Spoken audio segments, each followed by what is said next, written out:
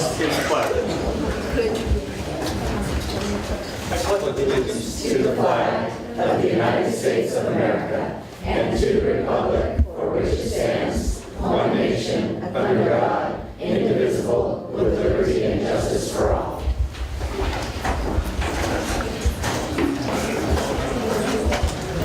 Thank you. Nice to see all of you tonight. So we'll go through this in very logical and thoughtful order. So 5.1, under adoption and approval of the agenda, we have approval of the agenda for November 10th, 2015. So moved. Do I have a second? Second. Sure, second. Everybody had a chance to look at it and read it? Yes. Any changes, edits, or corrections? No? All in favor? Aye. Okay. Approval of the minutes. We got approval of the minutes for October 27th, 2015. So moved. I'll second, but there's a typo on the vote for the prior meeting. I did not vote yes on those minutes. Okay, I will make that change. Thank you.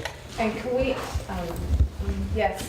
When you say vote for the prior meeting, you mean on the 27th? minutes? Yes, no, on the She wasn't 27th, here. we voted on the minutes from the 13th, which I was not at that meeting. Okay. And it says that I voted yes, and I can't vote, Right. so. Okay. So noted. Any other questions? On the minutes, I'm not up yet, but on the board correspondence, we also did a Valley Vista site visit. Oh. Just less we did make an error. Wait, that's item 9, Sue. So there's Valley Vista you're talking about right here, Sherry? Sherry? Yes, sorry, it's on the screen. Yes, we did Valley Vista. Okay. So with those two corrections, motion and second still good? I will, again, motion with those two corrections. Second. Okay. Those two corrections, all in favor? Aye. Now we go to special recognition reports and presentations. So 7.1, which is something we all like to do. Presentation, our students of the month for November 2015. So the way that works is I will call up the representatives of the students of the month. And representatives, please introduce yourself. I know a lot of you have been here before, but we have new people. So introduce yourselves. And then students, I'll show you when you come up, you're going to stand and you'll turn 90 degrees and face the camera. Okay, you'll be looking over there, not up here. All right, so let's get going.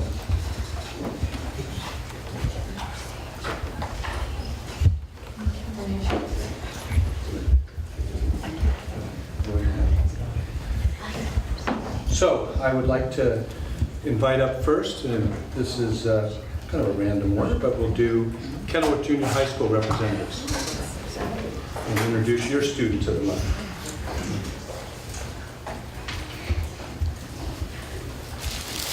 Hello, I'm Holly Vandersla, a representative sent from Kenilworth Junior High leadership class. Kenilworth Junior High School is pleased to introduce the first November student of the month, Bella Brada.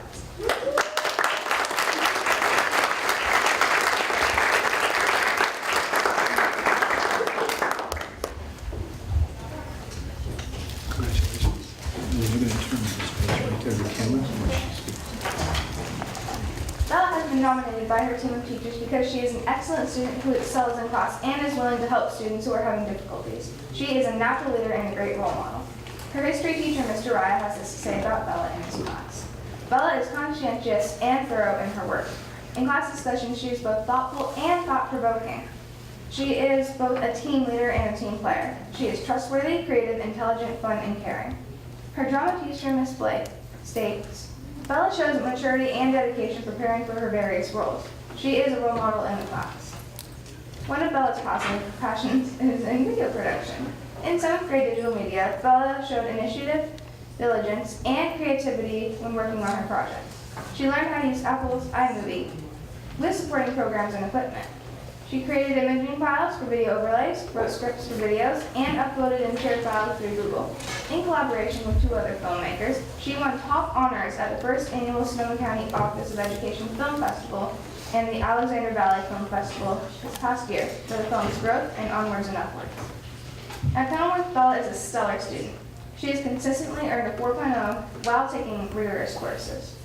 She looks forward to her future, hoping to study art or music business in college, while developing her own artistic and musical abilities. Her parents are very proud of her. They have this to add. Bella is amazing. She has incredible focus on whatever she's working on. She has a determined self-discipline, finish her task, and do the best job possible. She can succeed at anything she puts her mind to. We are incredibly proud. Congratulations, Bella.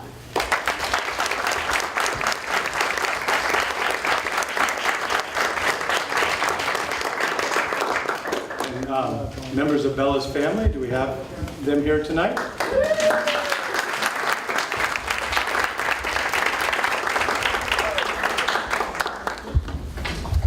Petaluma Junior High School is pleased to introduce the next November Student of the Month, Matthew Portell.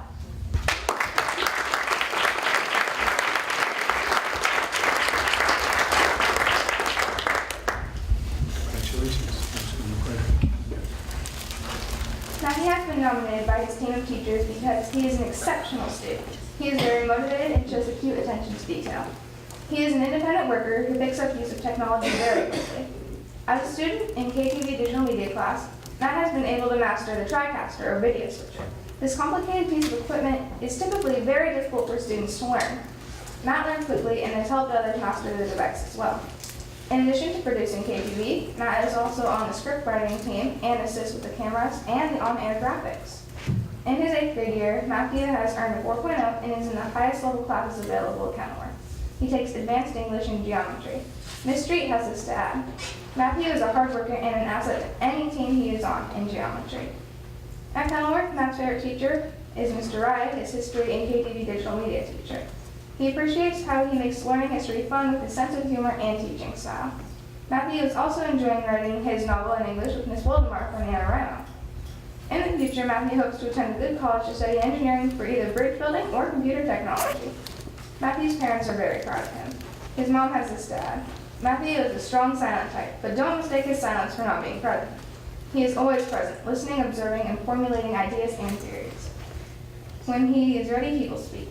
And the result is always something funny, clever, interesting, or just plain cool. Congratulations, Matthew.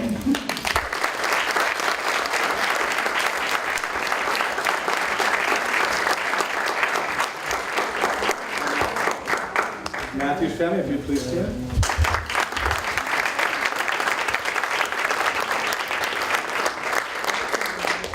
And now our representatives from Petaluma Junior High.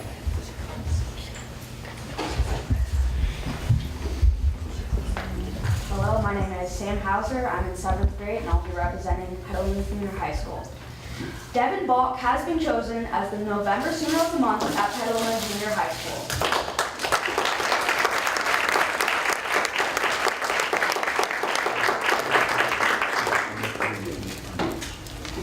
An excellent and exceptional student with an upbeat personality and a lovely smile, Devin Balk has been chosen as the November Student of the Month at Petaluma Junior High School. Earning a 4.0 grade point average each semester, Devin has been on the honor roll and awarded 2 Principal's Gold Awards. Teachers state, Devin is an extremely hard worker who goes above and beyond what is expected. Her enthusiastic engagement of learning makes her a delight to have in class,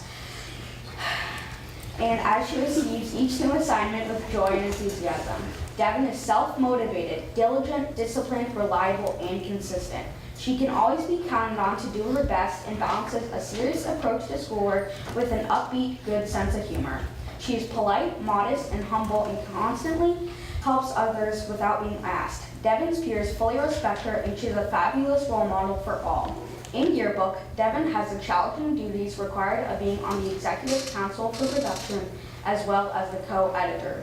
These roles include managing and directing classmates, and she does this with an extremely high level of maturity, tact, and skill, as evidenced by the quality and quantity of the work produced. Devin is simply an awesome student, and we are lucky to have her at PJHS. In her free time, Devin enjoys spending time with her friends, swimming, dancing, going to the movies, having sleepovers, and hanging out. She comes from a very close-knit family and has fun playing frisbee with her mom, badminton with her sister, hiking, going to the beach, riding bikes, and doing other activities as a group. Devin's future plans include continuing to maintain good grades, and attend a high-level college to study business and animal science. Devin would like to own her own business someday, combining her love of animals and business. Devin's parents state, "We are both very proud of Devin's accomplishments. She has always been a very strong little child, determined to succeed at what she does. She is also very dedicated and loyal to everyone in her life, and we are confident she will always do what she wants to do with the rest of her life." Congratulations, Devin Bob.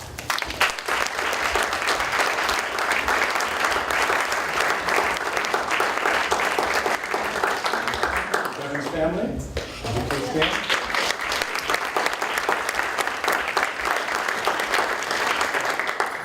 Elvis Gonzalez has been chosen as the November Snow of the Month at Petaluma Junior High School.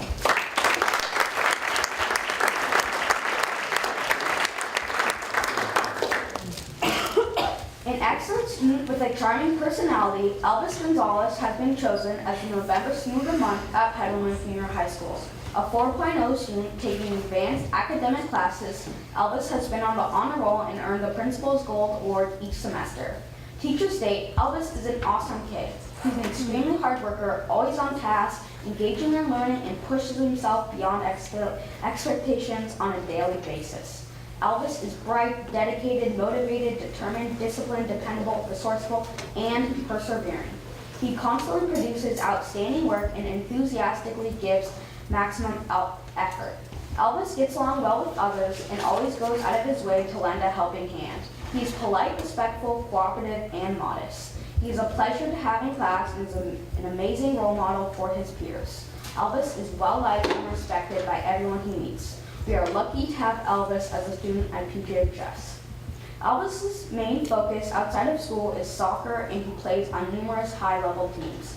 Elvis plays club soccer throughout the state on the Atletico Santa Rosa traveling team. Being an excellent player, he was recruited for the Northern State soccer team, playing 6 times per year throughout the Western United States. In addition, Elvis was invited to play for the international soccer program called IPP and may be invited to play in Italy at the end of this school year. Elvis has won over 30 medals from tournaments as part of a team and 6 trophies for individual achievement and recognition. Elvis's commitment to soccer is impressive as he continues to maintain top grades while taking high-level courses. Elvis comes from a very close family when he is not playing soccer. He enjoys going fishing with his father. Elvis's major goal is to become a professional soccer player and play for FC Barcelona or Tottenham Hotspurs and represent USA, Guatemala in many World Cups and tournaments. After he retires from soccer, he would like to develop a professional soccer club in Petaluma to compete in Major League Soccer. Not only a dreamer, but a realist about needing to have a backup career, Elvis plans to maintain his excellent grades while continuing to take advanced classes in order to attend a top-quality university to study law and become a lawyer. Elvis will be the first generation of his family to attend college. Elvis's father states, "I feel proud of my son. He is very responsible in his education and his sport. I ask God to give him full support and that he can make his dreams a reality." Congratulations, Elvis Gonzalez.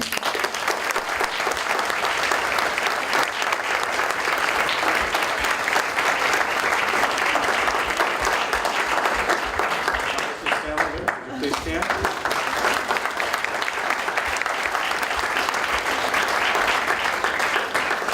And now our Casa Grande reps. These guys are wired in, they never bring paper.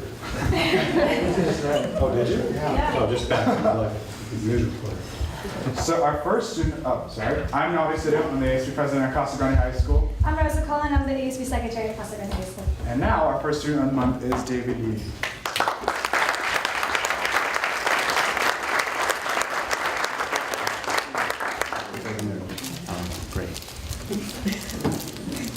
A senior at Casa Grande, David Yee considers himself a nerd. Yes, a nerd and a proud nerd at that.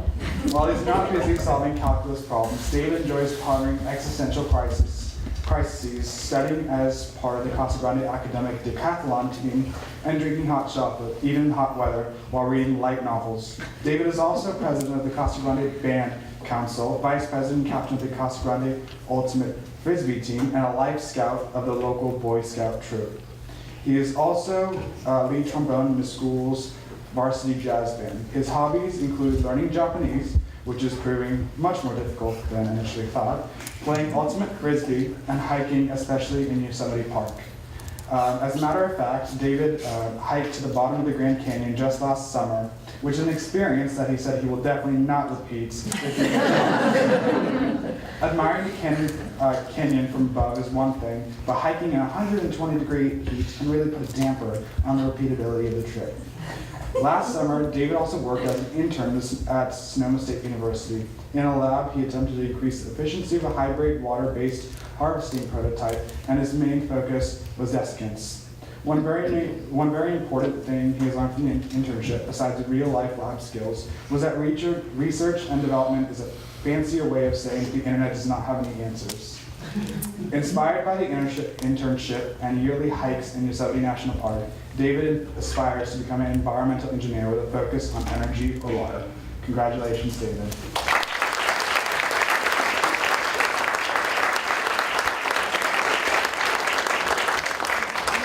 David's family, please stand.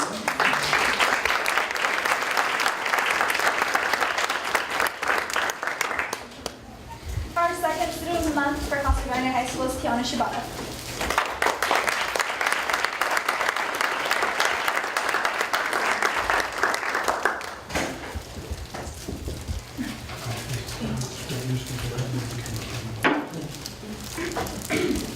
Kiana Shibata is a senior at Casa Grande High School. She is an avid oboe and flute player and has been dancing ballet since she was 3 years old.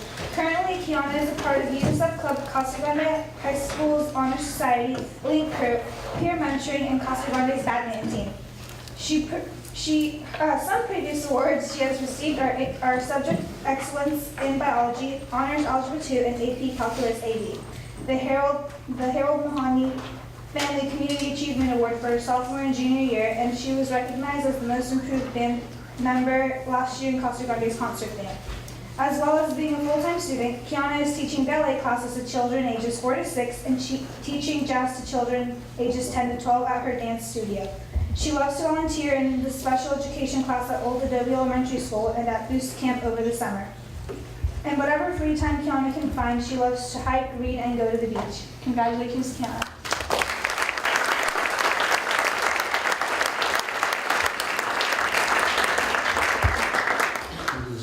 Is Kiana's family here? Would you please stand?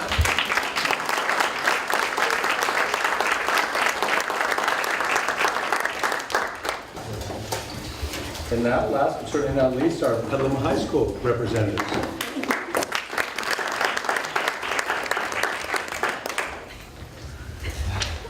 Good evening, everyone. My name is Ty Pearson, and I'm the ASB president at Petaluma High School. And I'm Lily Ryan, and I'm the ASB vice president at Petaluma High School. And our first student of the month is Sam Pellegrini.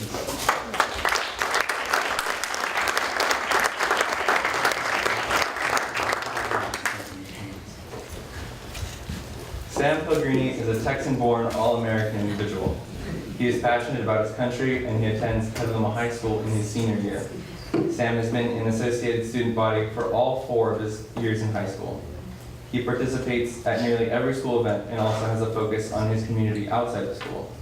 He has applied to receive the Bronze Congressional Medal from Washington, D.C. for his community service work, as well as completing an internship over the summer in Colorado.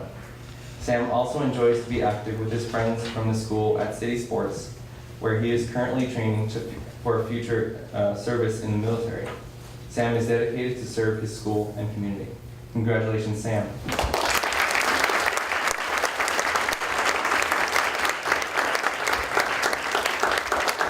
Sam's parents, their family, if you please stand.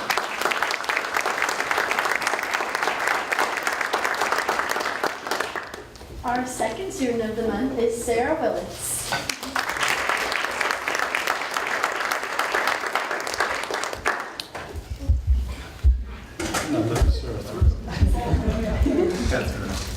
Congratulations, and you look great. Sarah is currently working on completing her last semester at Petaluma High. She has always been a dedicated student. She has held straight A's since 7th grade and is currently ranked as number 7 in her class. Sarah also completed extra classes over the summer at the junior college in order to get ahead on credits so she could graduate early. She also has put in countless hours volunteering in her community.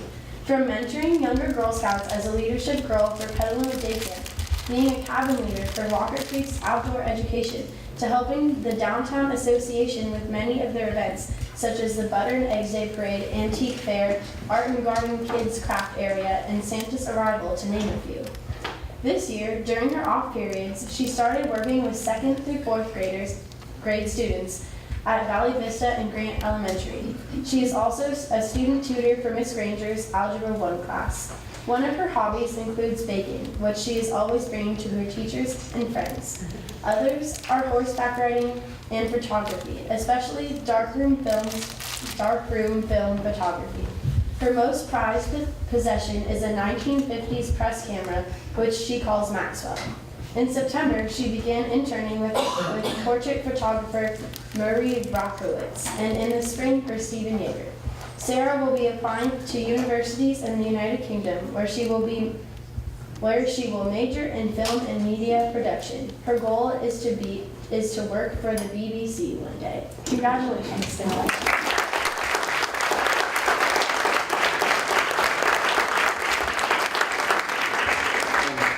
We have members of Sarah's family. If you please stand.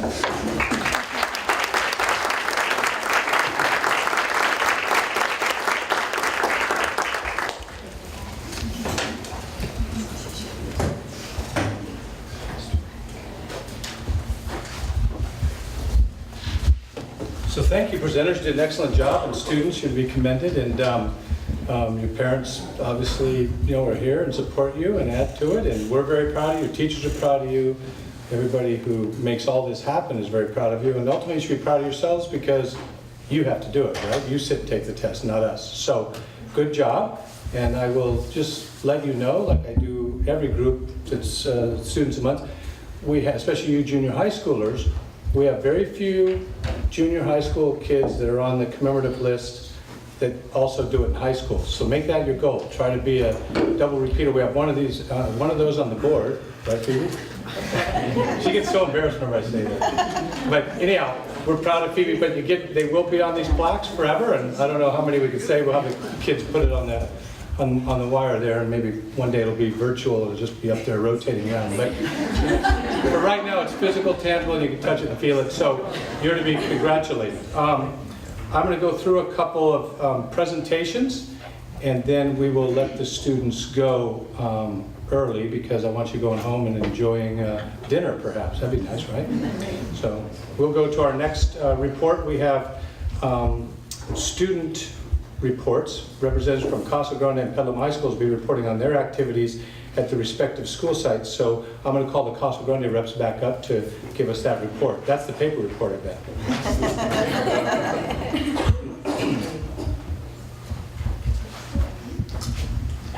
So we have a lot of exciting things going on at Casa Grande. And the first thing I'm going to start off with is our drama director, Mr. Rustin. And he would like you all to know that the opening of the Bearded Ladies is on November 13th at 7 p.m. put on by Casa Grande students. In Mr. Rustin's intermediate and advanced acting class, they are working on playwriting and directing. Each student will be completing a full one-act play. It will be read and critiqued in class, and a selection will be produced in the spring directed by students. From Mr. Millard, on October 23rd, the Casa Grande Symphonic Band performed on Wheel Hall stage at the Green Music Center in a joint concert with the Sonoma State Symphonic Wind Ensemble.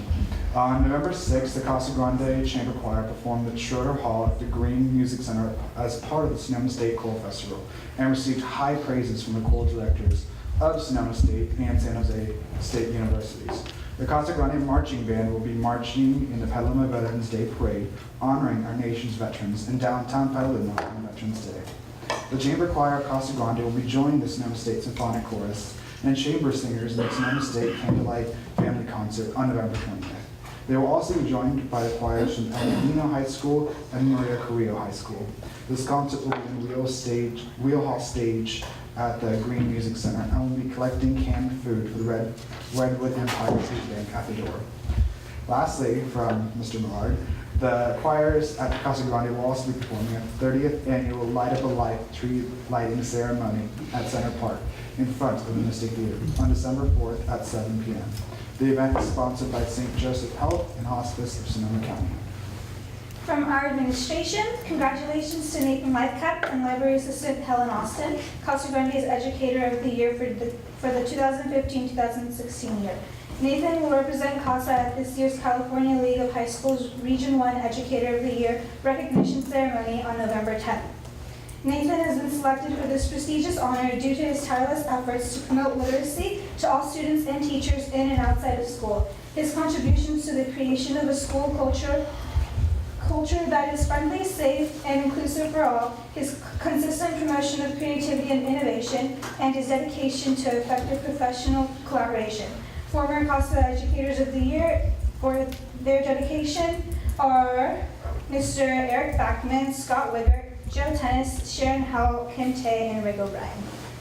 For Ms. Smith, who teaches English, the iHouse Senior English class has just wrapped up reading Stranger and engaged in student-led discussions about the novel and its themes of existentialism. iHouse juniors and seniors will also be going on a field trip to UC Berkeley on Friday the 13th to experience life at an elite college campus, discover the university through a technology-based scavenger hunt, and end up at the International House Cafe and Cultural Center.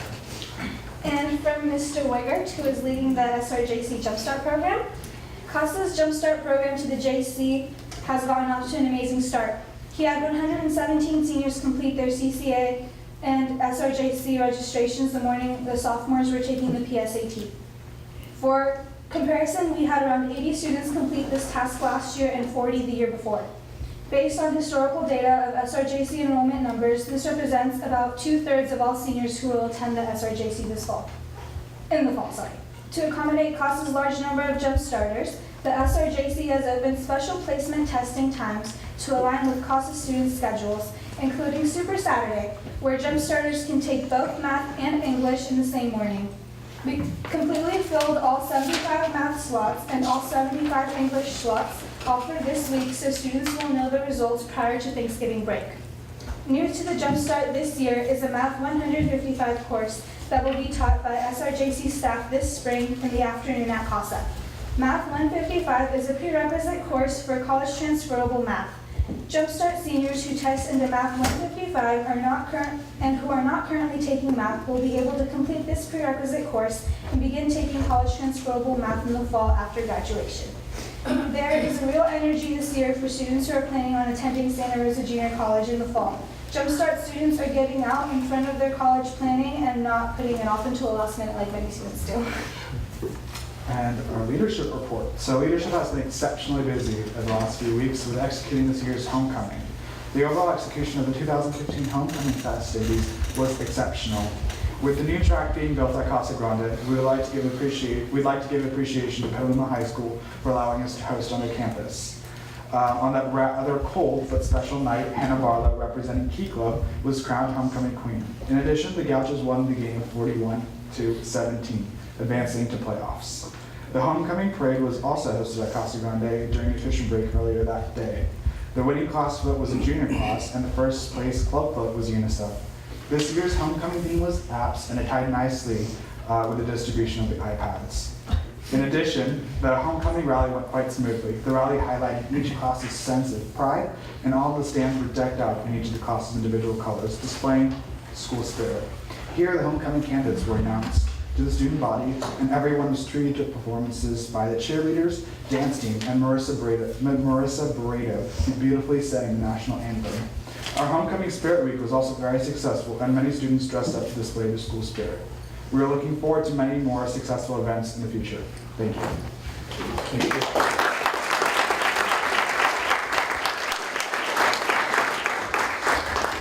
And now the Petaluma High School reps.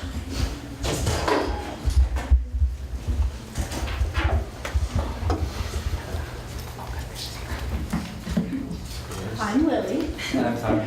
And we are here tonight to give you an update of what has been recently occurring at our school. iPads are distributed and the students are benefiting from the increased connectivity to their teachers. Everywhere you look, you can find students making positive use of their new devices. As you may or may not know already, our homecoming week was October 5th through 10th. Our Spirit Week included 5 dress-up days, lunch activities in the courtyard, and our homecoming rally. Our homecoming parade around town, and at halftime of the football game. And of course, our dance wrapping up the week on Saturday night. Out of my 4 years at Petaluma High School, this year was by far the most spirited homecoming week I've ever seen. Our homecoming dance was the highest attended school dance in recent memory, as we sold more than 700 tickets. Fall sports are in full playoff swing. In girls golf, the team finished second at the SCL championships. Sarah Jane and Lily Cowdersoli placing third and second respectively. Sarah Jane later went on to participate in the Meet of Champions. Girls soccer beat Cardinal Newman in the NCS playoffs before falling to powerhouse Maria Carrillo. Boys soccer are co-champions of SCL and the #1 seed in the NCS playoffs. They advanced past Arcata last Saturday night and will play Healdsburg tomorrow at PHS at 7 p.m. Girls volleyball is peaking at the right time, upsetting annually in the SCL tournament before dropping a 5-setter to Sonoma Valley. They are on the road at Miramont in the NCS playoffs, also tomorrow night. Girls tennis had an excellent year. In the SCL tournament, the singles and doubles teams reached the finals. Both cross-country teams finished second in a 16 field at the SCL meet with their NCS meet coming up soon. Travis Dunbar had a strong race and both JV runners won their races. And in football, the Trojans played their best game of the season at Rancho Cotati last Friday. A Hail Mary pass by Annalie on the final play was heartbreaking, but it did not take anything away from a superb performance by our boys. The strong play earned the Trojans a 6th seed at a home contest versus the Nevada Hornets at Ellison Field Friday at 7 p.m. Come out and show your Trojan pride. PHS students helped save lives through our fall blood drive. We had more than 20 volunteers from many eligible donors. We are continuing our bi-weekly Trojan Connections homeroom groups where students discuss topics like current PHS events, online citizenship, and most recently, campus culture. On the 23rd of October, the bilingual student ambassadors hosted their first annual baile, or dance. Students came together and celebrated culture and diversity at PHS and had a great night. Our PHS Host Club hosted this year's Regional Leadership Conference, inviting students from all over the Bay Area to elect student representatives and attend workshops focused on the field of healthcare. Concurrently, the PHS Skills USA Club hosted their Regional Leadership Conference on the other side of campus. Skills USA clubs from all around the district visited PHS, while PHS students attended and conducted leadership workshops. PHS Skills USA President Grace Lembrock was chosen to represent California at the Washington, D.C. Leadership Corps as one of 5 representatives from the West Coast. She and the rest of her group attended a congressional meeting, visited various memorials, and viewed the changing of the guard at the Tomb of the Unknown Soldier and the Pentagon. And the Pentagon. ASB students partnered with the PTSA to host an Alex's Lemonade Stand fundraiser for childhood cancer research and support. The stand raised $772 from the foundation in only 3 hours. PHS FFA returned for nationals in Louisville, Kentucky. The dairy team finished top 10 in the nation and brought home 3 gold medals and silver. Petaluma FFA continues to lead the Northern California area in competition. Petaluma High is one of 4 schools in the county to receive funding from the Career Technical Education CTE Foundation. Sonoma County Office of Education, the SCOE, and Switch Vehicles Incorporated, together with their presenting sponsor, Sonoma Clean Power, to implement the Switch Lab, an electronic vehicle design and manufacturing program to develop awareness, knowledge, and skills around clean energy and STEM education, science, technology, engineering, and math. The Clean Energy Education through STEM Learning program provides instructor training, materials, and curriculum for students to build a street-legal electric vehicle. We will be working with the EV starting in January of 2016 through our engineering and design pathway and our automotive engineering class. Halloween festivities included the annual costume contest accompanied by games with fun student prizes.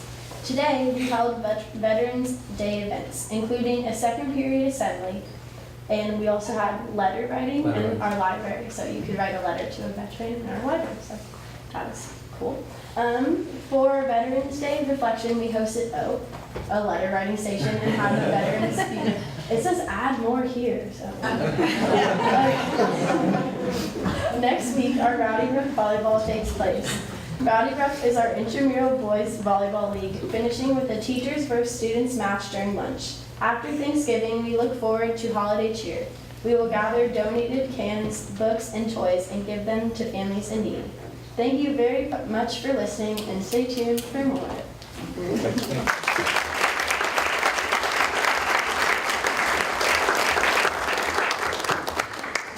Okay, now before we get on to our next presentation, which will be by the Petaluma Police Department Emergency Response Update, which those of you who are interested, I encourage you to stay, but I'm going to take a 2-minute break. So those of you who do have to go or do have homework, feel free to do so. But those of you who want to stay, I would encourage you to stay and hear what I consider to be a very in-depth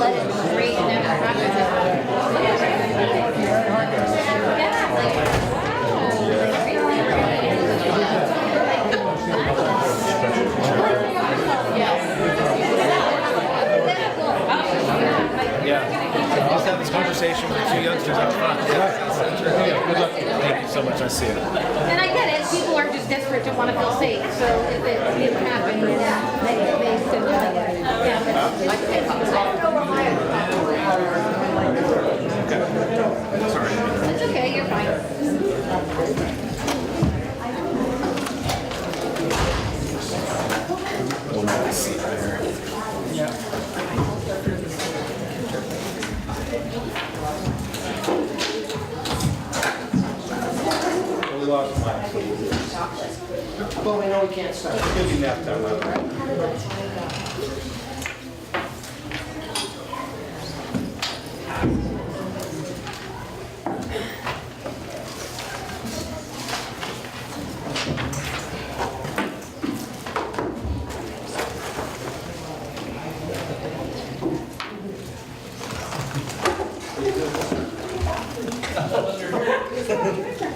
the students involved for our parents.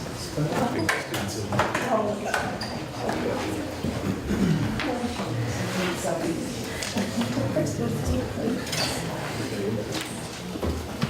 We should do extra credit for the students who want to stay. Extra credit. It's interesting. Thank you. Let me check the earphones. Perfect. Okay, so let's get back. We'll go 7.3 presentation by the Petaluma Police Department on emergency response and update. So good evening, Mr. President, and members of the board. My name is Patrick Williams. I'm your police chief. Excuse my backside. We're trying not to have an inferiority complex when a lot of people left. I heard the cops were next. So the city council would love to have the kind of crowds that you have at your board meeting, so congratulations. I'd like to introduce Ken Savano, one of our lieutenants for Petaluma Policing. He'll be presenting tonight as well. And Bobby Srivastava, who's the president and owner of Smart Geotech, a local Petaluma-based company. I want Bobby to have just a moment to speak. Sure, thank you very much, Mr. President. My name is Prashant Bobby, and for the last 4 years we've been running this business. Mostly we are into the utility and wastewater and renewable energy business, where we build our geospatial solution both for the crew members and for the office and upper management to make right decisions. I've been in the industry, in the software industry for 20 years. Companies like AutoCAD, Autodesk, and AutoCAD, and Norton Antivirus, these are the things I've worked on before. So we're excited to be here with the city of Petaluma. So you'll learn a little bit more about our relationship with our department and Smart Geotech. It's part of our ongoing evolution of trying to improve a system that's been in place since 2009, the Petaluma School Data System. Myself, I'm the father of 5 school-age children. I've got a 2015 Petaluma High grad. He's at West Point right now. Thank you.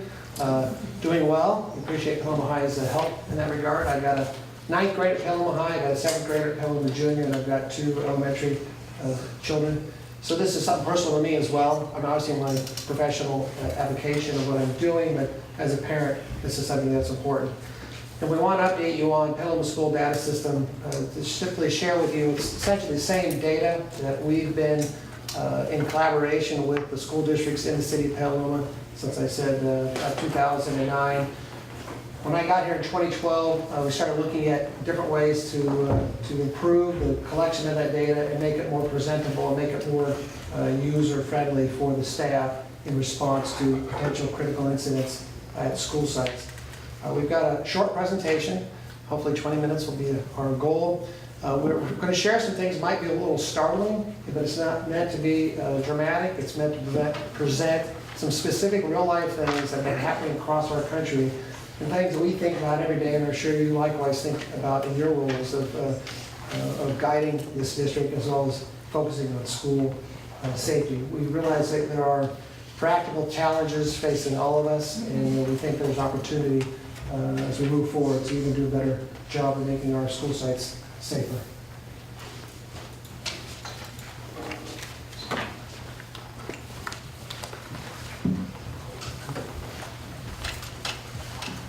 Now to a developing story out of West Virginia. Police reporting a hostage situation at a high school. A student holding a classroom captive. The rest of the school on lockdown. Students following out to the track. Tonight, that student in custody. Thank goodness everyone is safe. And ABC's Pierre Thomas is tracking the case. To get West Virginia's Philip Barber High School, the call no parent wants to hear. Reports of a possible gunman. As students are rushed out of the school, police are called in. Principal is advising there is a weapon at the school. And the news kept getting scarier. We have a hostage situation, the second floor, hostage situation, barricades. A 14-year-old male from the school holding numerous students and a teacher hostage with a pistol. Authorities able to get all 800 students out of the building safely and take the suspect into custody after negotiations without anyone getting hurt. The suspect was transported to a local hospital for evaluation while police tried to establish a motive. But George, I can tell you, everyone there tonight is breathing a sigh of relief. I'll bet they are. Okay, thanks, Peter. That event's in August of 2015. Reports of a possible gunman. as students are arrested. In Western Virginia, the community of about 3,000 people. Across our nation since January 2013, of course, Sandy Hook was in December of 2012, 156 school shootings. That's just school shootings. That's not other violent events or occurrences at school sites.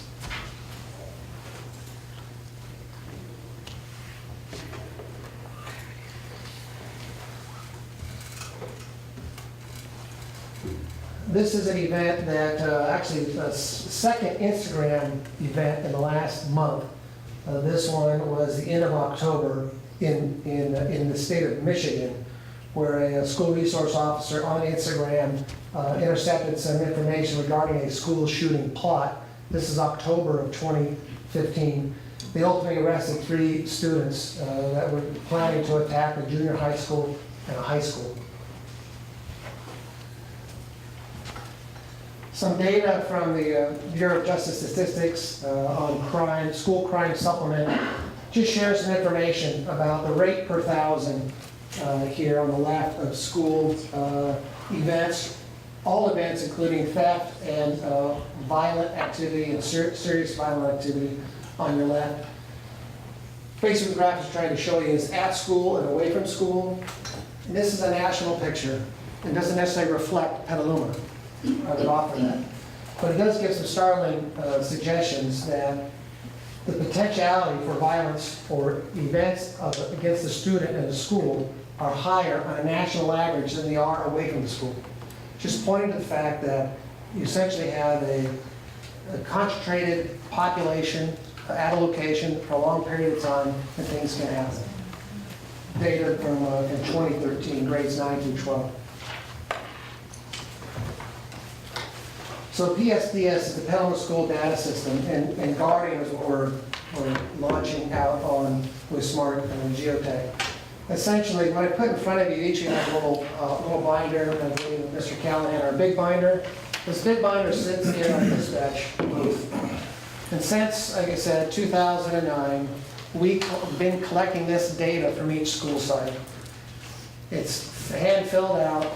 It gets scanned, it's put into a PDF on a mobile data computer in our police car, and then it sits there. And if there's the need of a call for service at a school site, the officer will pull up that form and go through it if they need specific information. It typically has emergency contact information, school site administrators. We also have site floor plans. We've got pre-planned potential evacuation locations, a command post location, medevac or helicopter locations. And again, since about 2009, every year we've been collecting this data. And as part of the registration process, parents can make a choice to opt out of sharing any data. And the data that typically is being shared is the school picture images that we get from the yearbook.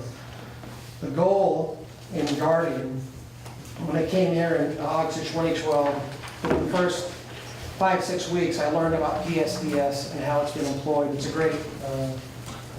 great tool. But I felt that we had some gaps in it, and I wanted to find a way to make it more user-friendly and more current technologically by getting it off a paper-based system into a web access system, which we did with our own staff, with our IT folks in 2013, where school sites can actually go online and provide this data. Been a bit of a challenge on the learning curve of actually using that access point.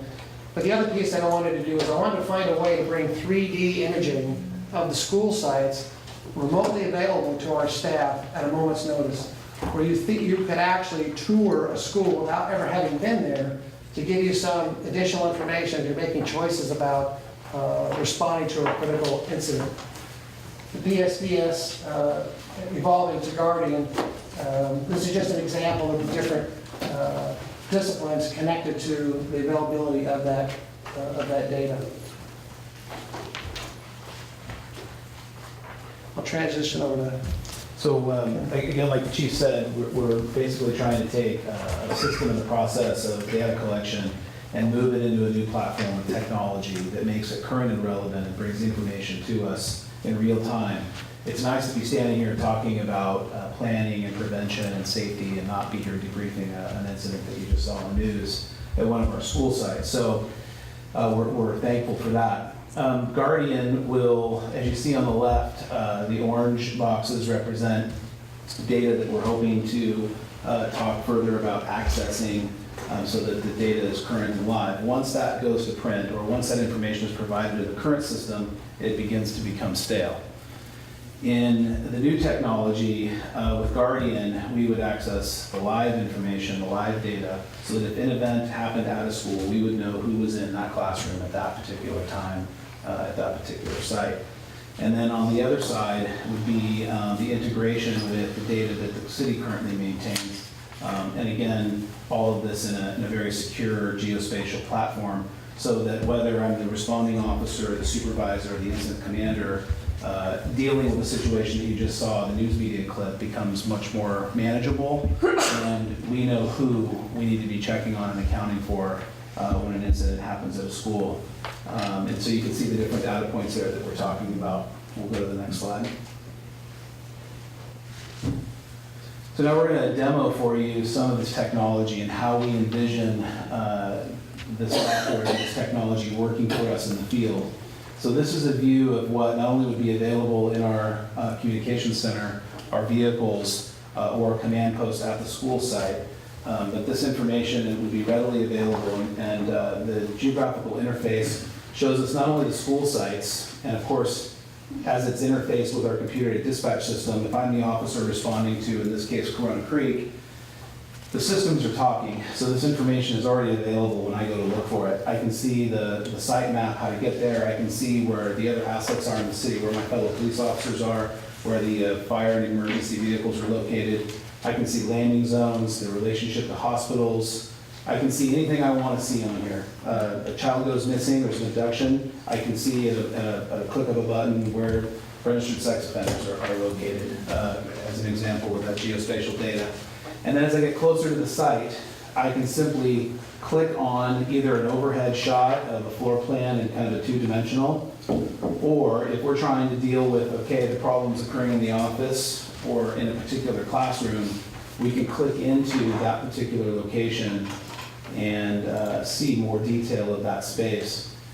This is all to scale, so assuming that the incident, once we've contained the problem and we're not rapidly dealing with the threat that's on campus, then maybe we've slowed down and we're now doing a methodical search, accounting for students and faculty, evacuating students. We now have the ability through this software to know who was in class that day, what teacher was in that classroom, have we accounted for those people. We have the ability through this technology to push communications out, so we can notify the school staff what's happening right from our communication center or our command post. And more importantly, we envision them having the ability to give us real information from within the classroom. So let's just say someone breaks into the office and whatever the situation may be, and the person that's there, if they're armed, the people that are there don't have the ability to pick up the phone and call.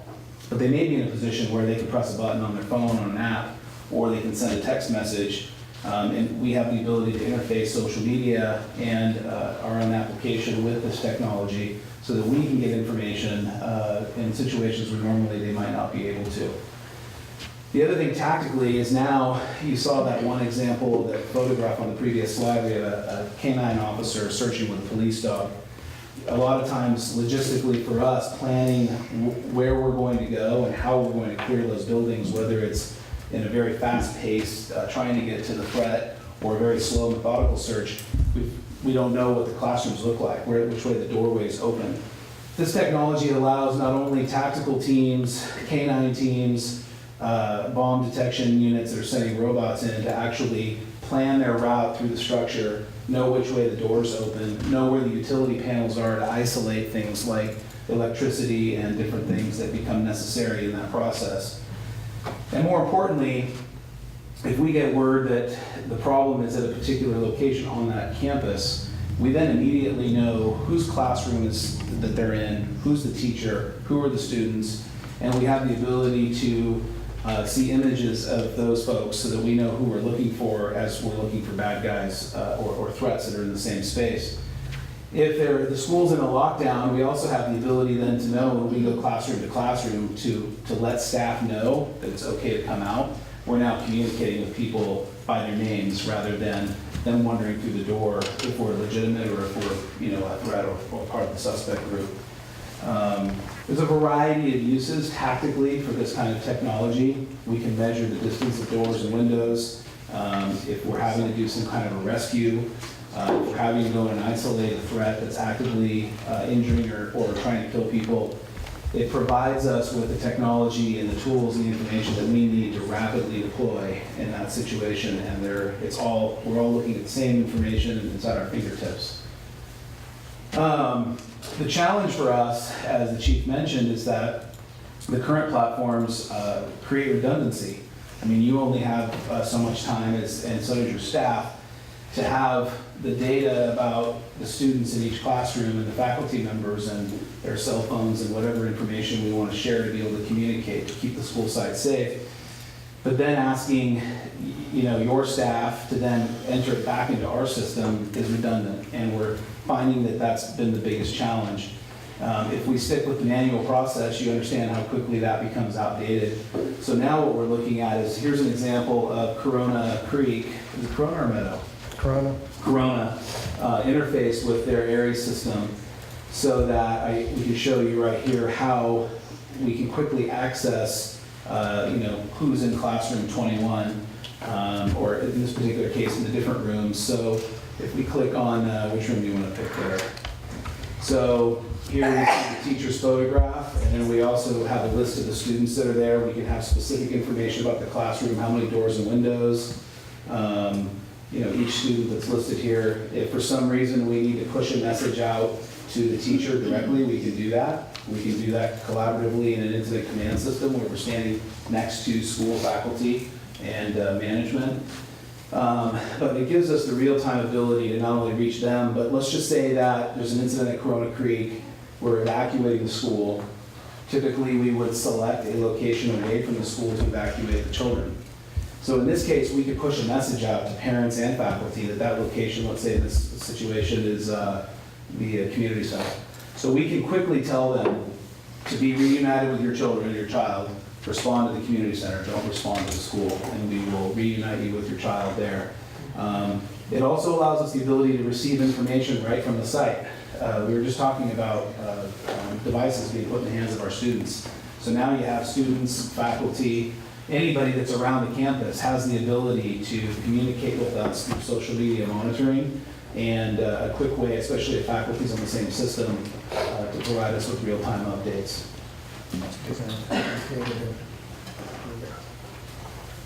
Anything I missed there, Chief? So really, how the district can help us further this technology and allow us to be prepared, hopefully whenever needed, is helping us get access to the data. We're not asking to store it or keep it or manage it. We're simply asking to view it so that it will interface with Project Guardian and this technology platform so that the information is real time. It doesn't have to be entered twice. If there's a change to an attendance record that particular day, as current as your system is as current as our system is. So that if we need it, we know that we're looking at the most reliable, accurate information dealing with a critical incident. Maybe we can take some questions, or do you want to add something, Bob? So this information, what you're saying, the 3D model, it's actually not a picture, it's a real 3D model.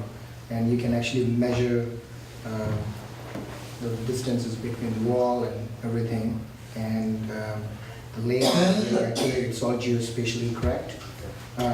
Individual pieces of the classrooms, you can send that information separately. So it's all the model in itself, small models in itself. So I can show you quickly. What Bob is bringing, another thing we kind of stumbled onto is the opportunity for application of maintenance. With the 3D modeling, you're seeing everything, the physical plant as it is. And you could remotely, if there's a down piece of equipment, off-site, somebody can take a picture, email it where it needs to go. If you got to replace a piece of equipment or there's an issue with some of the infrastructure at the school site. That's something we ran into when we were talking to the on-site custodial staff as we're scanning these images. They're inquiring and asking, hey, can you do this, can you do that? It wasn't necessarily our thing, but hey, well, that's an added bonus of an interest that we learned about. Well, I just facilities guy would love that, right, Jim? I said you'd love that, wouldn't you? Sorry, I lost the last meeting. This technology for facility maintenance, it would be helpful. What I just did is just click on this wall, so it automatically it ran in front of the next one, and it's 23.7 feet, and a similar thing if you want to do size, it's 9 feet 10 inches. Also allows us the ability to annotate. So if there's a critical infrastructure inside a facility where it's the power infrastructure, or if there's a hazmat, we can annotate that and make notice of that so staff knows before they're going into a location that we can actually identify it and make it visible. And actually make a kind of a punch list of key issues that you could click on and it'll take you right there. You don't got to search for it. We also have the ability with our GPS in our cars, and I think in the earlier slide you kind of saw X's for the police cars there. We can actually have location monitoring of our staff when they get out of their car with their radio or their phone. Once they're on site, we can actually watch them and see them in the facility against our 3D modeling. So we can actually give them specific data as they're going to the issue, which we're trying to just find every advantage in a critical circumstance to be able to provide usable, real-time data to help our staff be as effective as it can be. And again, we've been doing this since 2009, fully integrated. It's paper-based, as you can see. We have some Google pictures and some Street View pictures. They're helpful, but pale in comparison to the ability to leverage what's available to us technologically now. So I'll leave it there, and we're happy to answer any questions. Do you have any questions? Do some of the other school districts in Petaluma, have they incorporated this? Yes, we started with law. It was small and manageable to demonstrate the effectiveness of the technology. You're the first larger school district we've approached.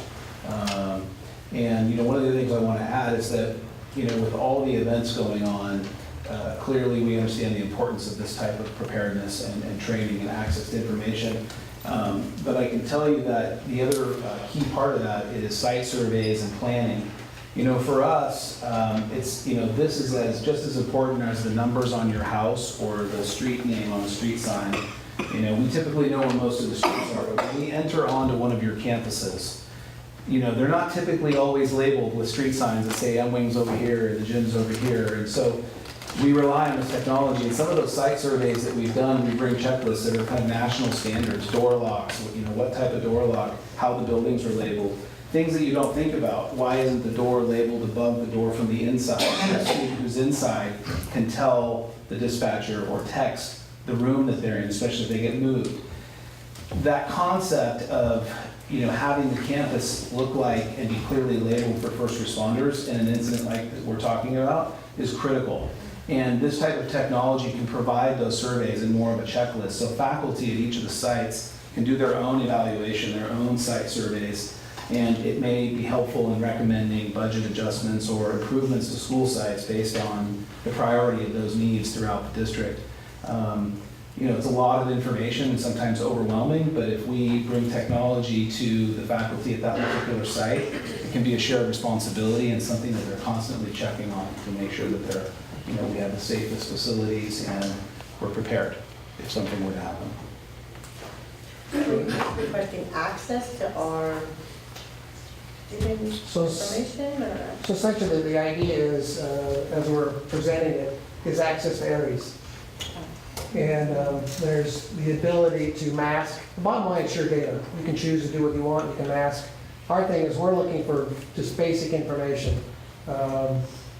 What child goes to that school, an image of that child, emergency contact information, what staff site folks you have, images of them, contact information.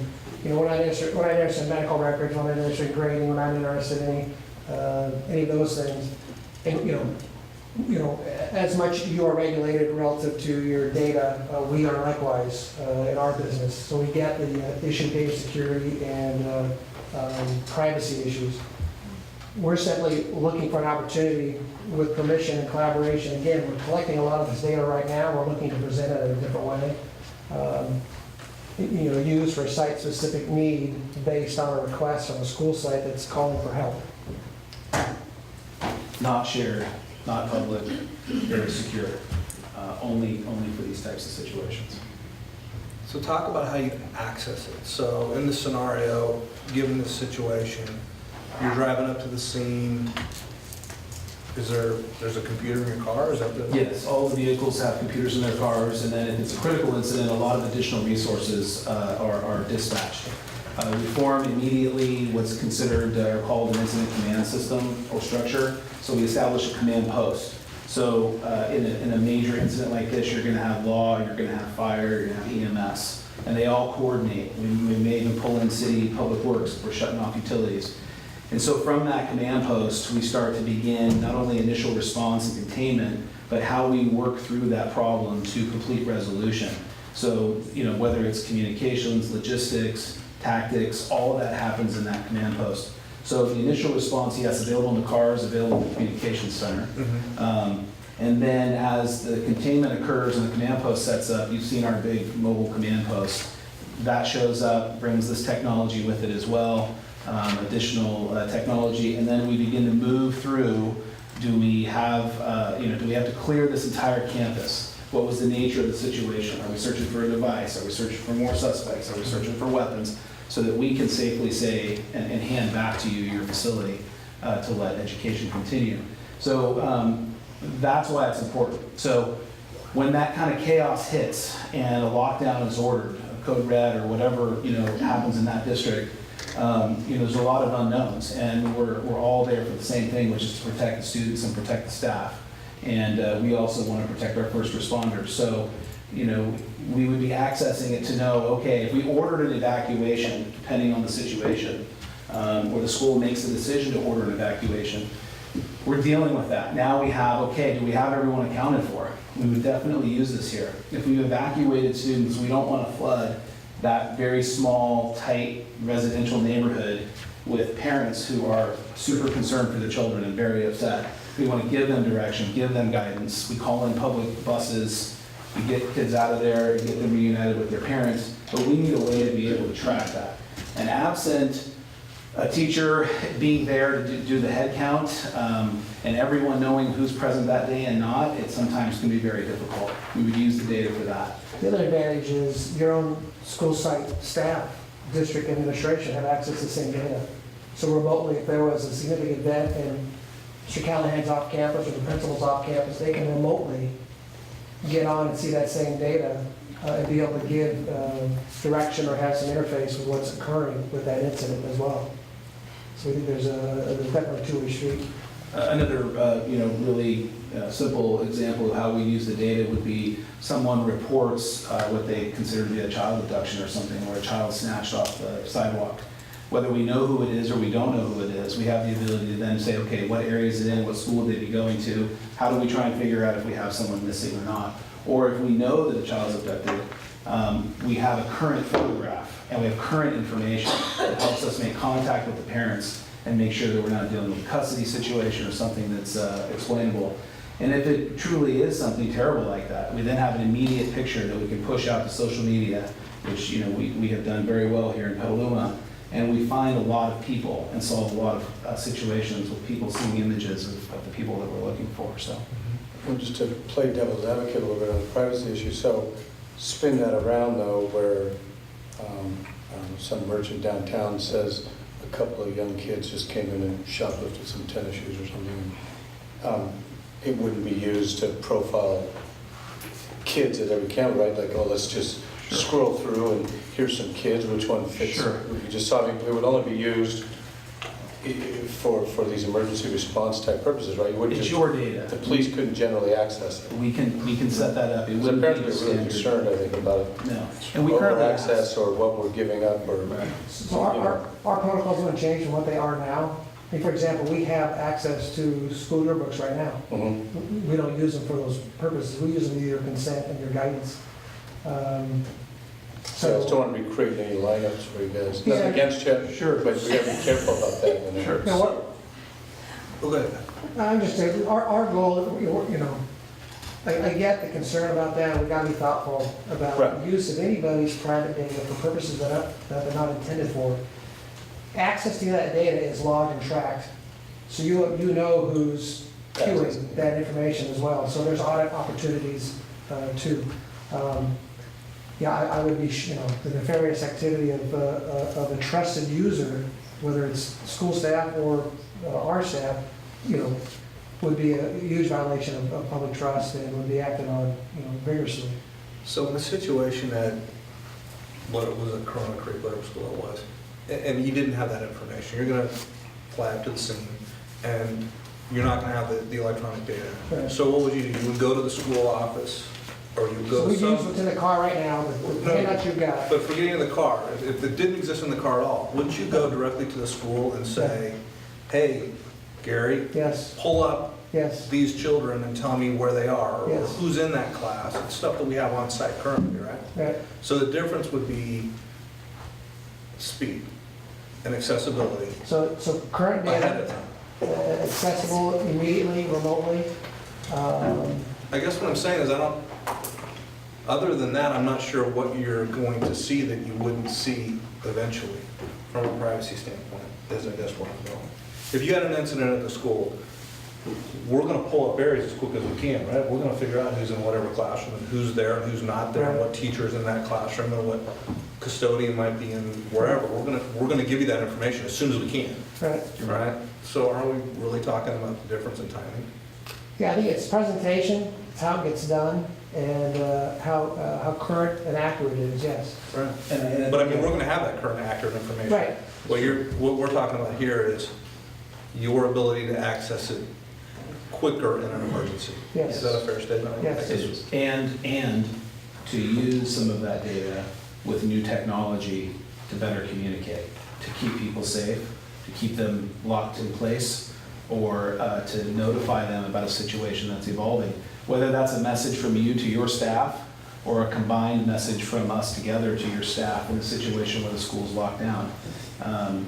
You know, the technology that's out there right now for us to be able to communicate into lockdown classrooms, because, you know, in your example, you're assuming the office is safe to go into. Exactly. Right? So if everyone's evacuated and the guy's running around the gun, getting to areas isn't gonna happen.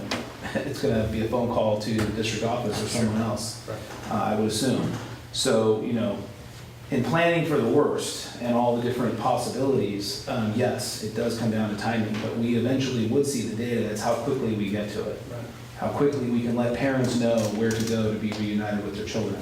How quickly we can provide updates to your staff about what's really happening, what to expect in the next 20 minutes. That, you know, stay where you are, there's a tactical team searching through the building, you know, this is what you're gonna hear when they come to your door, here will be what they say to you, you'll know that they're legitimate. In that kind of real-time communication when basically anything's possible and nobody trusts anybody.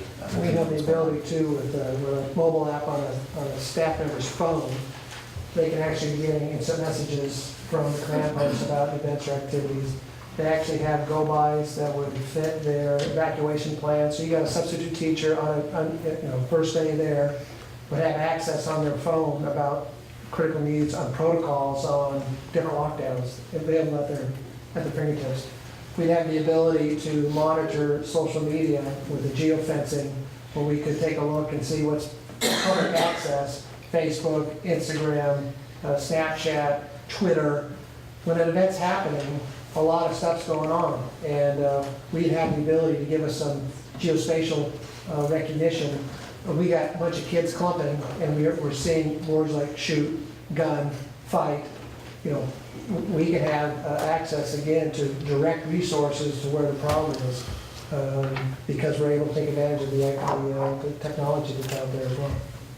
And I'd also add on that app, you want to talk about time, you know, when seconds really matter. So the current process right now is if you're sitting in a classroom and a gunman walks in, you actually have the time to call, or you have the ability to call. that call has to be placed, whether the classrooms have 911 capability or it has to go to the front office has to call. These are all seconds that end up in minutes. Goes to a call taker, communication center, who has to go through this protocol of gathering information. It's saved in a computer dispatch system and it pops up in front of another dispatcher before it even hits the radio waves, right? So an app like this and with technology like this, a teacher with the app on their phone could press a button that would be part of protocol that would automatically pop up in our dispatch center, automatically alert someone in the office that there's a problem in classroom 21 at Corona Creek. Now, it may have been an accident or it may have been a misunderstanding, but there are already people en route, not waiting for that communication process to get to the dispatcher who sends the resources to start dealing with it. So that's the kind of technology, when I say the information exchange, that goes beyond getting to the data that we know we're going to get to. We're now talking about seconds that could mean the difference between any number of lives or injuries. So that's what's important to us. What other metropolitan areas are using this system? Well, there's a couple of other vendors out there, but This is something as us. This is something we've developed. right. I'm saying, is there something similar you're aware of? There's those other products that we've looked at.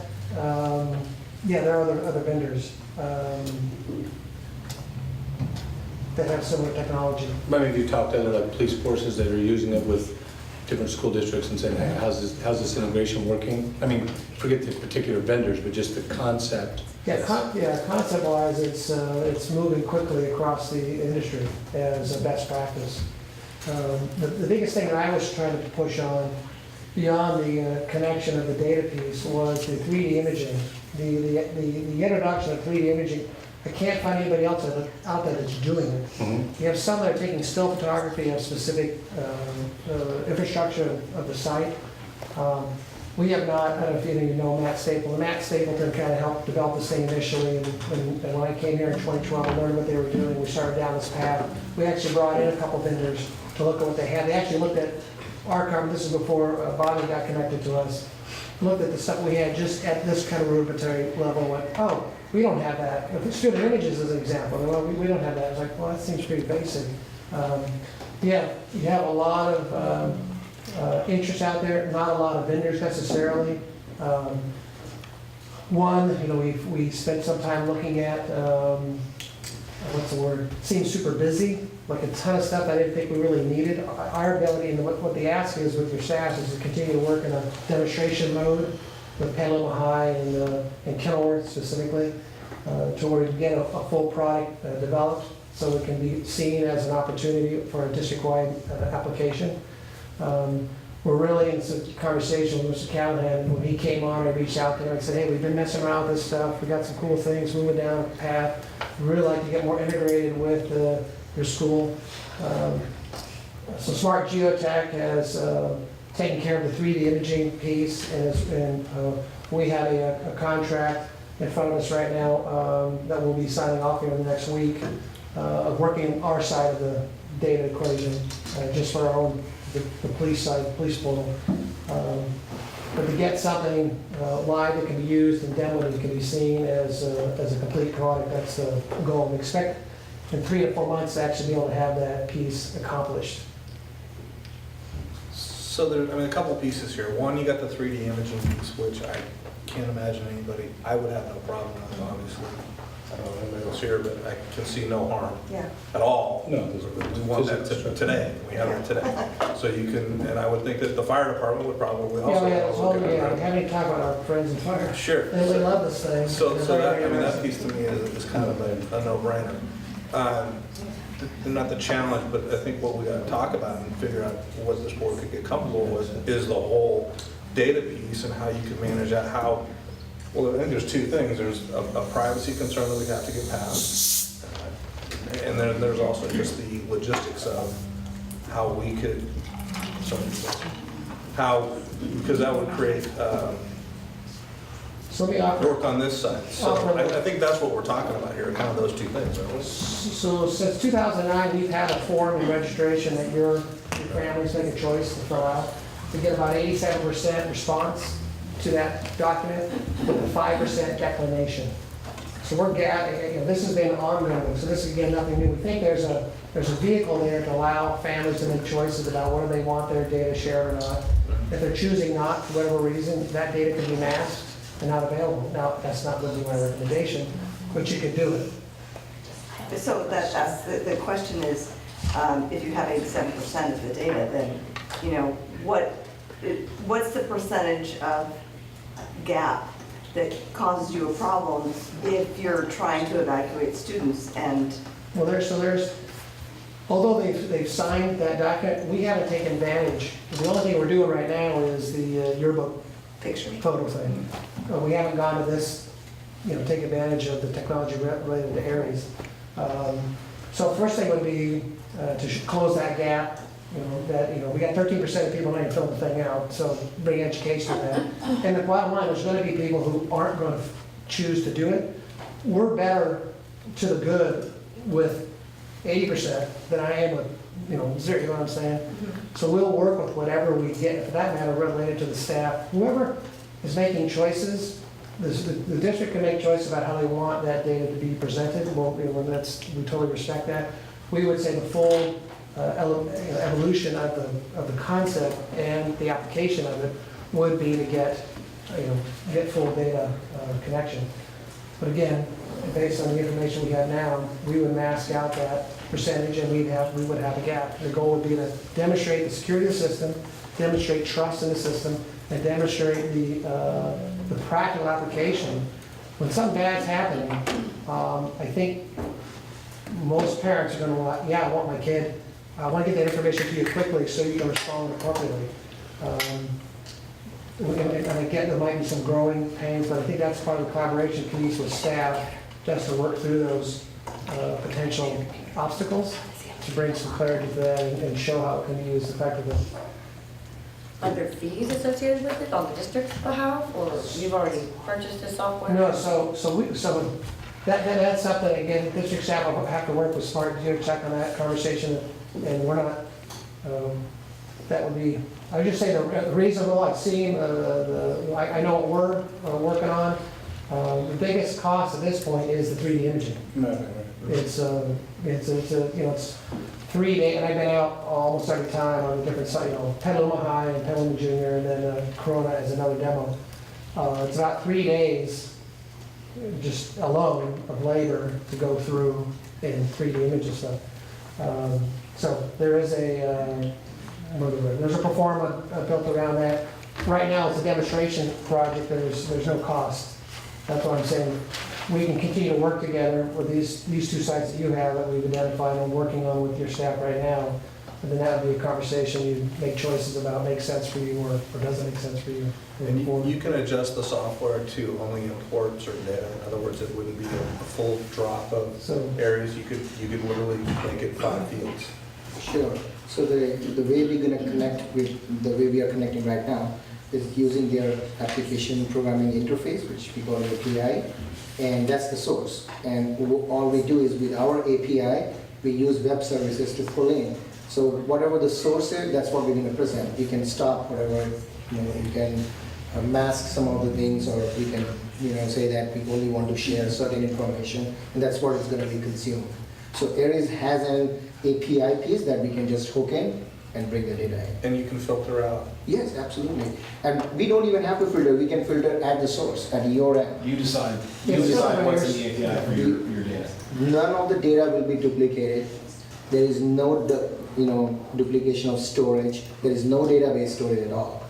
That's what the geospatial environment, this platform visually shows you from a database that you give authority to save.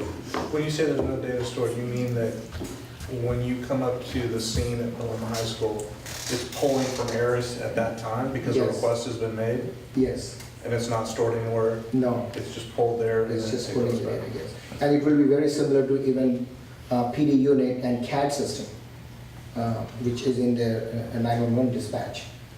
We are pulling certain information from there as well, and same pattern. We've been doing this for a government agency in Midwest for 1.5 million customers. And very sensitive data, and as you know, utility data is very sensitive. And we are dealing with a very similar architecture. and everything will be in the city firewall. So any request coming from the city firewall to get the access, it will recognize it's authentic. This is where we are given authorization, and that's where the data is going to come in. And so on your side, then you can limit access to who would have that. Right. Yes. So only somebody who's sworn, say, or only somebody Right. who. Yes. Yep, so, right, trusted users for a specific need, right. The primary user of that stuff's gonna be patrol detectives. Sherry, Mary, is there any questions? No, mine was the opt-out question, but. Mary? Gary? Looking very pensive over there. Just writing down a lot of information. I know that, you know, we want to certainly explore options to anytime looking at, you know, what can we do to be responsive and keep our kids safe. I think we need to balance out the issues related to can we truly safeguard our data, and the other issues related to what's the internal work that's going to be required if you decided to move forward with a project like this. You know, when could it, you know, reasonably be accomplished? Because it's in the midst of the one-to-one rollout. We literally have a stack load of projects that people, you know, have been waiting to access in the school sites, and we need to make sure that those get done first. I would want us to try to move forward on this. So that would be going back to staff and asking staff what we would need to do in order to see if we can make that work. Because I would hate to be stuck in a situation where we had some opportunities to minimize a critical incident. And we haven't maybe taken as hard of a look at those opportunities as we can. So I think there's a lot of questions about how this would work, but if you're looking for direction, I would ask that we direct that we try to move this forward. I agree with Troy, certainly as to the physical component of the 3D mapping and getting that available, if nothing else.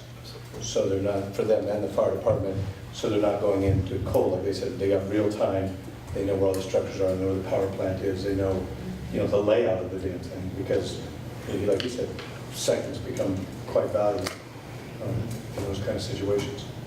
And I want them to have as much information when the boots hit the street as possible, at least on what they're going into. And the firemen, I think, will tell you even more critical. That, you know, if smoke's building it out, they're literally sometimes filling blinds. I could see some application for it on that basis as well. I mean, they're talking about one set of circumstances, which could be a critical, you know, building, an earthquake, an emergency fire. You know, there's all kinds of reasons why, you know, they would need that data.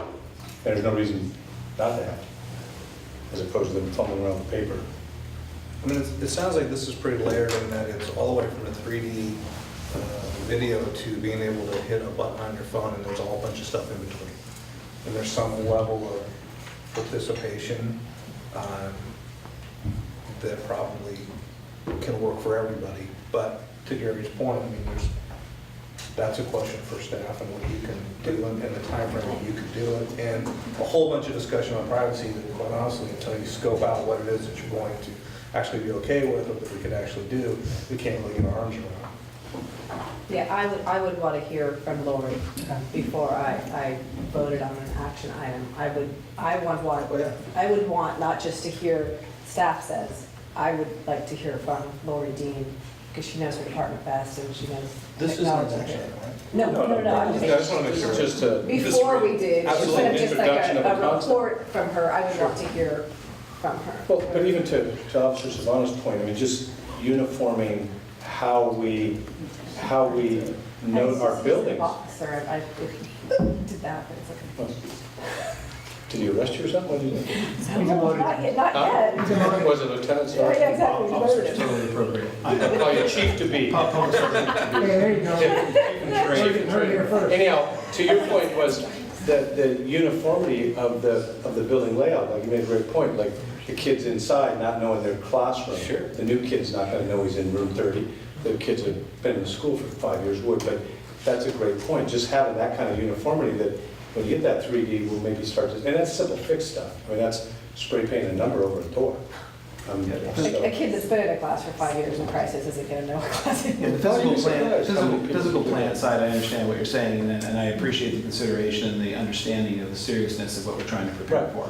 And I just leave you with this. We certainly didn't expect tonight that you'd be able to say, do this, do that. We want to make sure you understand what we're trying to accomplish and how together we can make the campuses as safe as possible. And, you know, in my 21 years here of serving in this wonderful community, many of that as a crisis negotiator, as a supervisor of the crisis response unit, I can tell you that, you know, there are two main issues that we're training for right now. And we go to quarterly conferences, annual conferences that are put on nationally.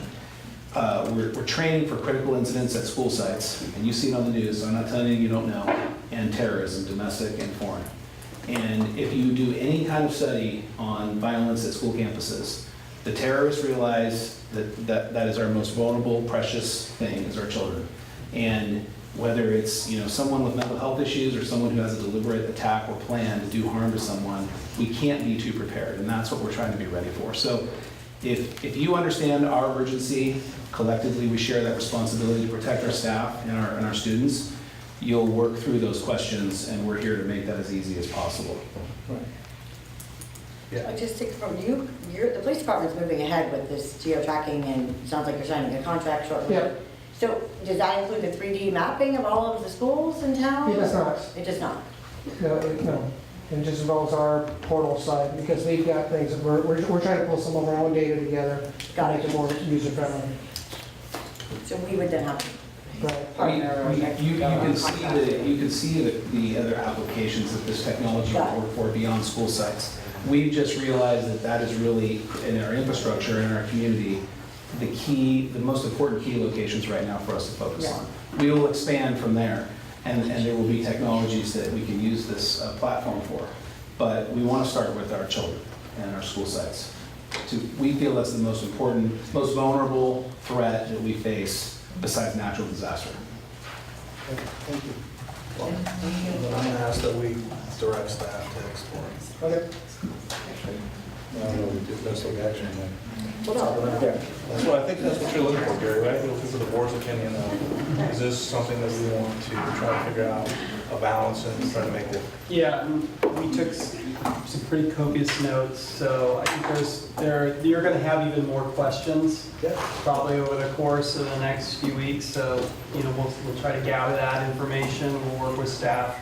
We'll come back and we'll whether that's a study session or part of a board meeting, and we'll take another look at it. One other item, just to say for purposes of transparency, only because I saw parts of this presentation at the police department. The young man that was up on the screen was Bobby's son. Okay, thank you, because I was really bothered by that. You didn't like his photo? No, I was bothered by there was public information on camera, and Bobby, did you give yourself permission to show Yes, your I son? did. Okay. And the picture of the teacher was not the real picture. Okay. It's an actor's. Paid to be a teacher. I just wanted to make sure everybody knew that. Okay, thank you, I appreciate it. Anytime, any question you have on technology side, you know, give me an email, a card. Thank you. Yes. Yeah. Thank you so much. Thank you for your time. Thank you. Thank you. Thank you, Gary. Thank you for your time. Appreciate it. Thank you. Thank you. Great presentation. They're going to take all that information and just leave it outside. That's the security right now. Look at that, right? Hope your card isn't broken into. Thank you very much.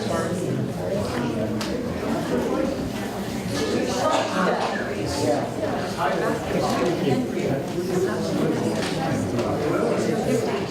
know if I brought it. Next time you pull me out of the car. don't remember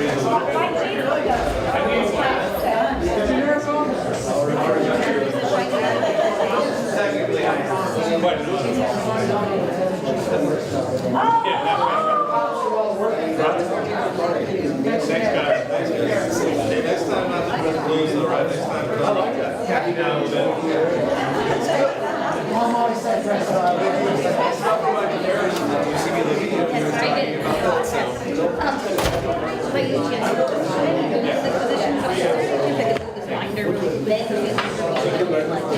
In previous years to compare to what you're asking for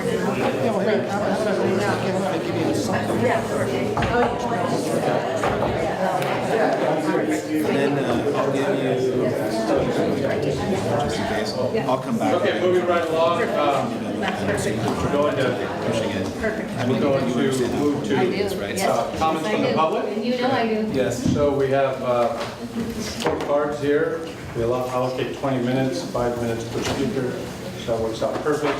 I'll just give a brief, basically, I don't want to say this delicately, guidance that, I want everybody to feel comfortable when they're speaking. I don't look at it like an athletic contest. Somebody's winning, somebody's losing, cheering, jeering. So I'd ask that you just remember civil discourse goes a long ways, and we're modeling for students and parents at home. So when you speak, I appreciate passion and stuff, but I'm not big on audience participation in it. So please come up and share your thoughts with us, and feel comfortable to do so. I also want to let you know that the public comment's one-sided. You'll speak to us, we listen and absorb, we can't feed back. That's just the way it works. So don't take our not questioning you or not offering up thoughts or suggestions as disinterest or anything other than just respecting the public comment and your right to speak to us about something that concerns you. So, But if it's an agenda item, we can't. what's that? If it is an agenda item, we can't. If it's agenda item, you can't what? We can't. Oh, if it's an agenda item, these are public comments. I don't, What, is it on? yeah, but it's, Because it's an agenda. On the consent. so you want to go to speak there? Yeah, I would have something for consent. Elementary? We don't, Let me just see what everybody's speaking on. I think it's all, I don't know about this, the traffic thing. Okay, well, it is on the, it looks like all of them are on the, there's a traffic piece. That would be- So maybe we can call that one up and speak on the traffic piece. The field trips, I mean, technically it's on the consent agenda, so I can have public comment on the consent agenda, and then it would be more of an interactive process. So if these are all on the agenda, we'll move them over there, in which case our, It's like the traffic. I know what I'm saying. Our general comments from the public, the only thing I see here that's unrelated to the McNear Elementary 4th grade Gold Country trip is by Aaron Vandermeer on traffic. So Aaron, you have both things, and you're certainly free to speak on both things, but why don't you confine this general comment to traffic, and then we'll bring you back when we go to public comment on the agenda. Follow completely. So I'm Ellen Vandermeer. Hi. I'm coming up as a parent regarding traffic and actually a local neighbor. I live on Webster, right between Petaluma High and Petaluma Junior and Valley Vista. And recently, in the last couple of years, we've had release times not been terribly coordinated. They've been changing. And we've gotten to the point now where we have junior high school parents coming up and hawking their parking space, waiting for their kids to come down. You see me. And then we have our grade school kids getting out later and later. And then we have the high school kids coming out at the same time. So we have brand new drivers, kids who are in 5th and 6th grade walking home alone, and then people in junior high trying to get their kids to their various events, and the traffic is horrendous. I've been there for 10 years. It's never been this bad. My car has already been hit this year. It's a $950 mirror I had to replace.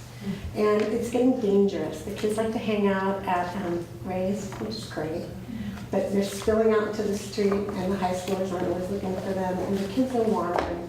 And it's getting worse because parents are realizing it's busy, so they're parking sooner and sooner throughout the day.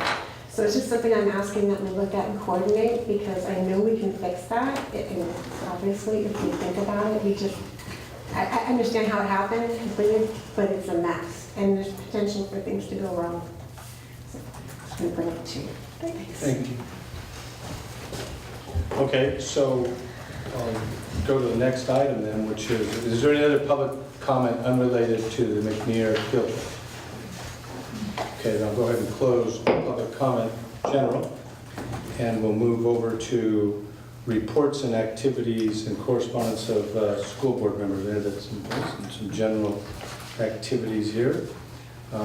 So there was attendance at football games, district digital citizenship meetings, SCL championship cross-country meet, and site attendance by board members. Any board members have anything that you wanted to announce to the public at large about upcoming events or anything?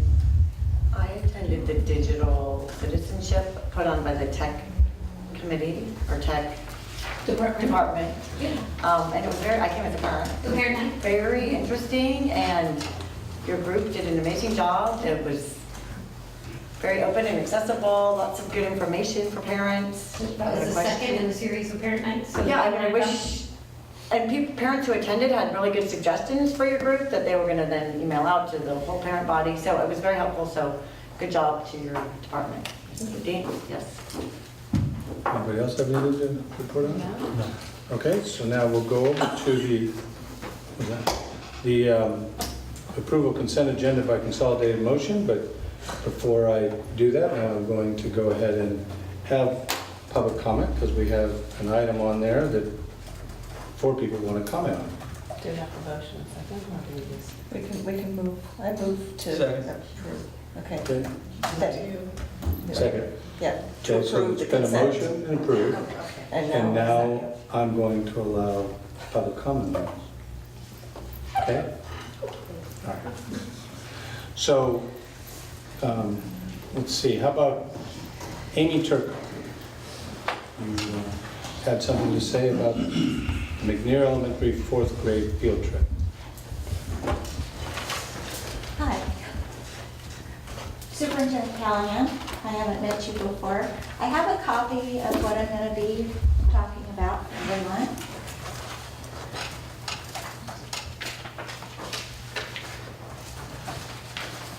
I am a 4th grade teacher at McNear Elementary School.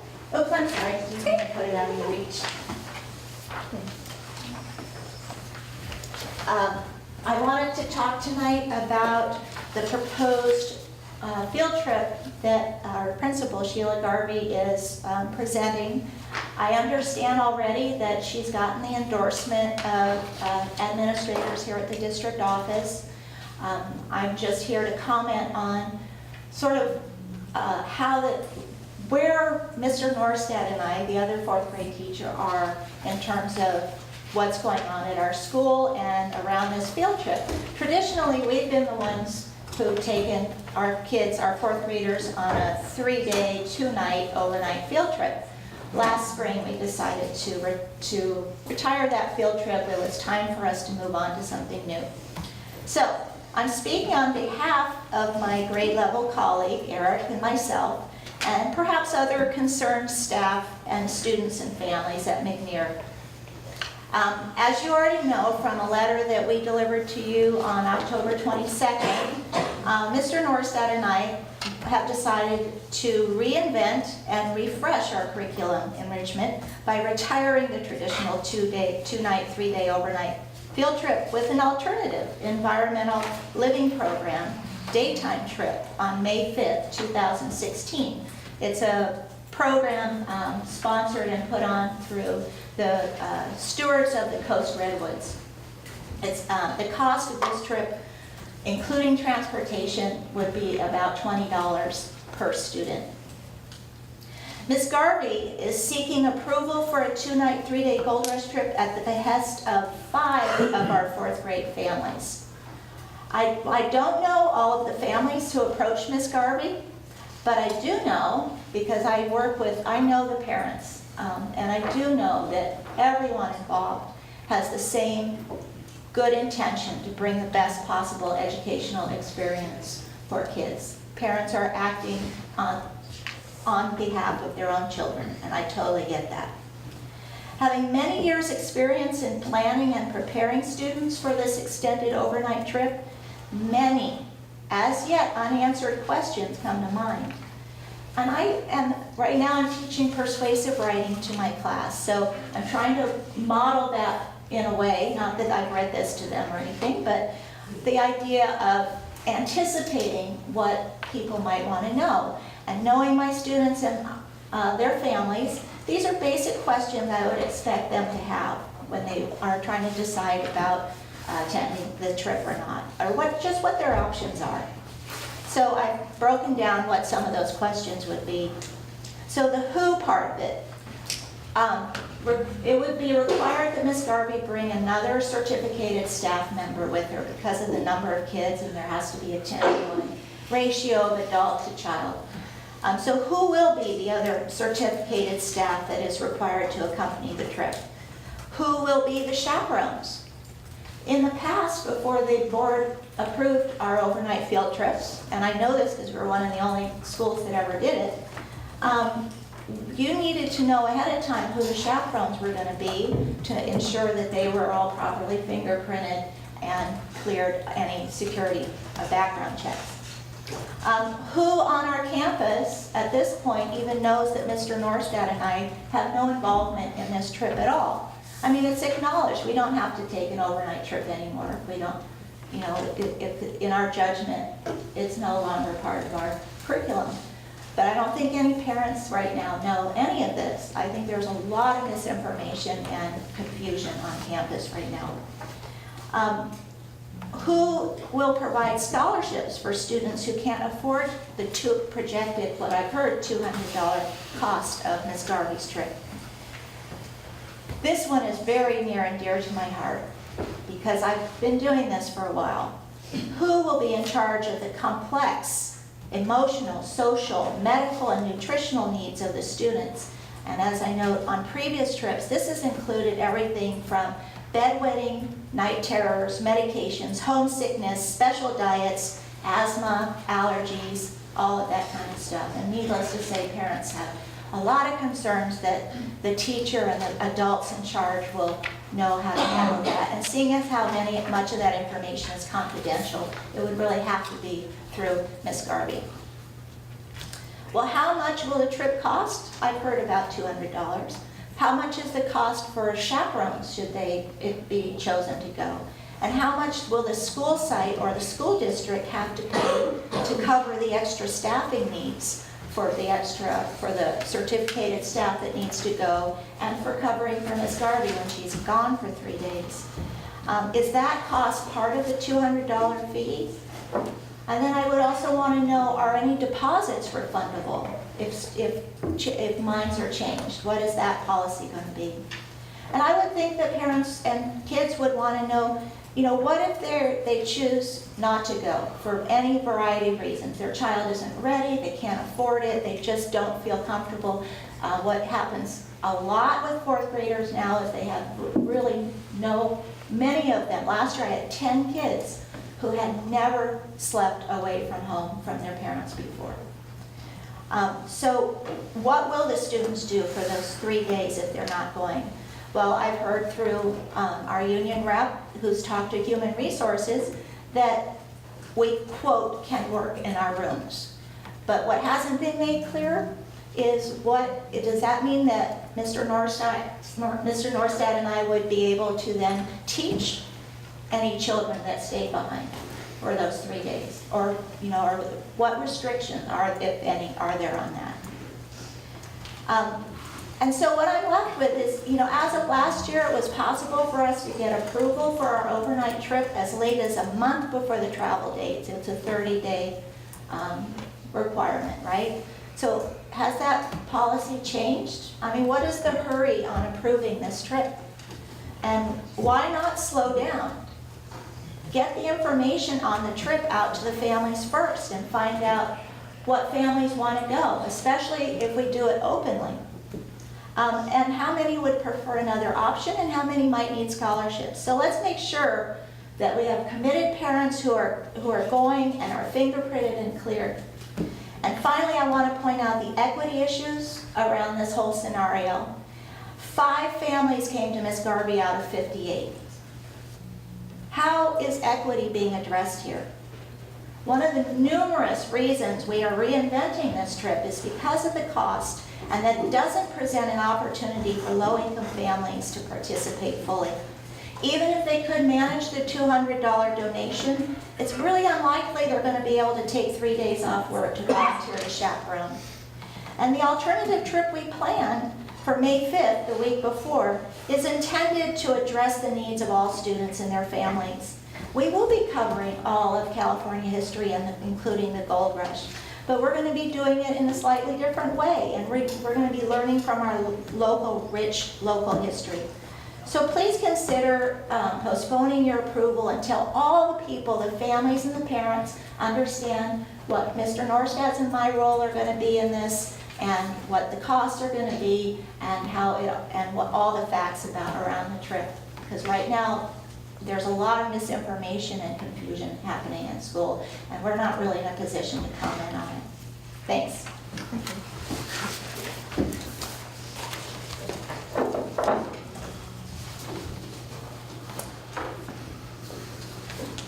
So I'll call up Eric Norstadt.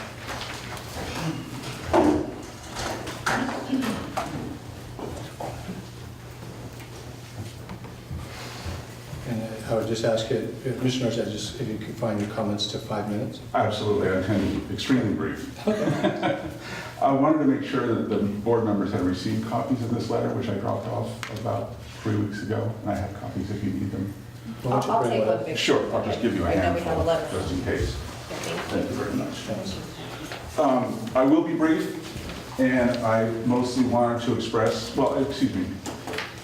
My name is Eric Norstadt. I am a 4th grade teacher at McNair Elementary.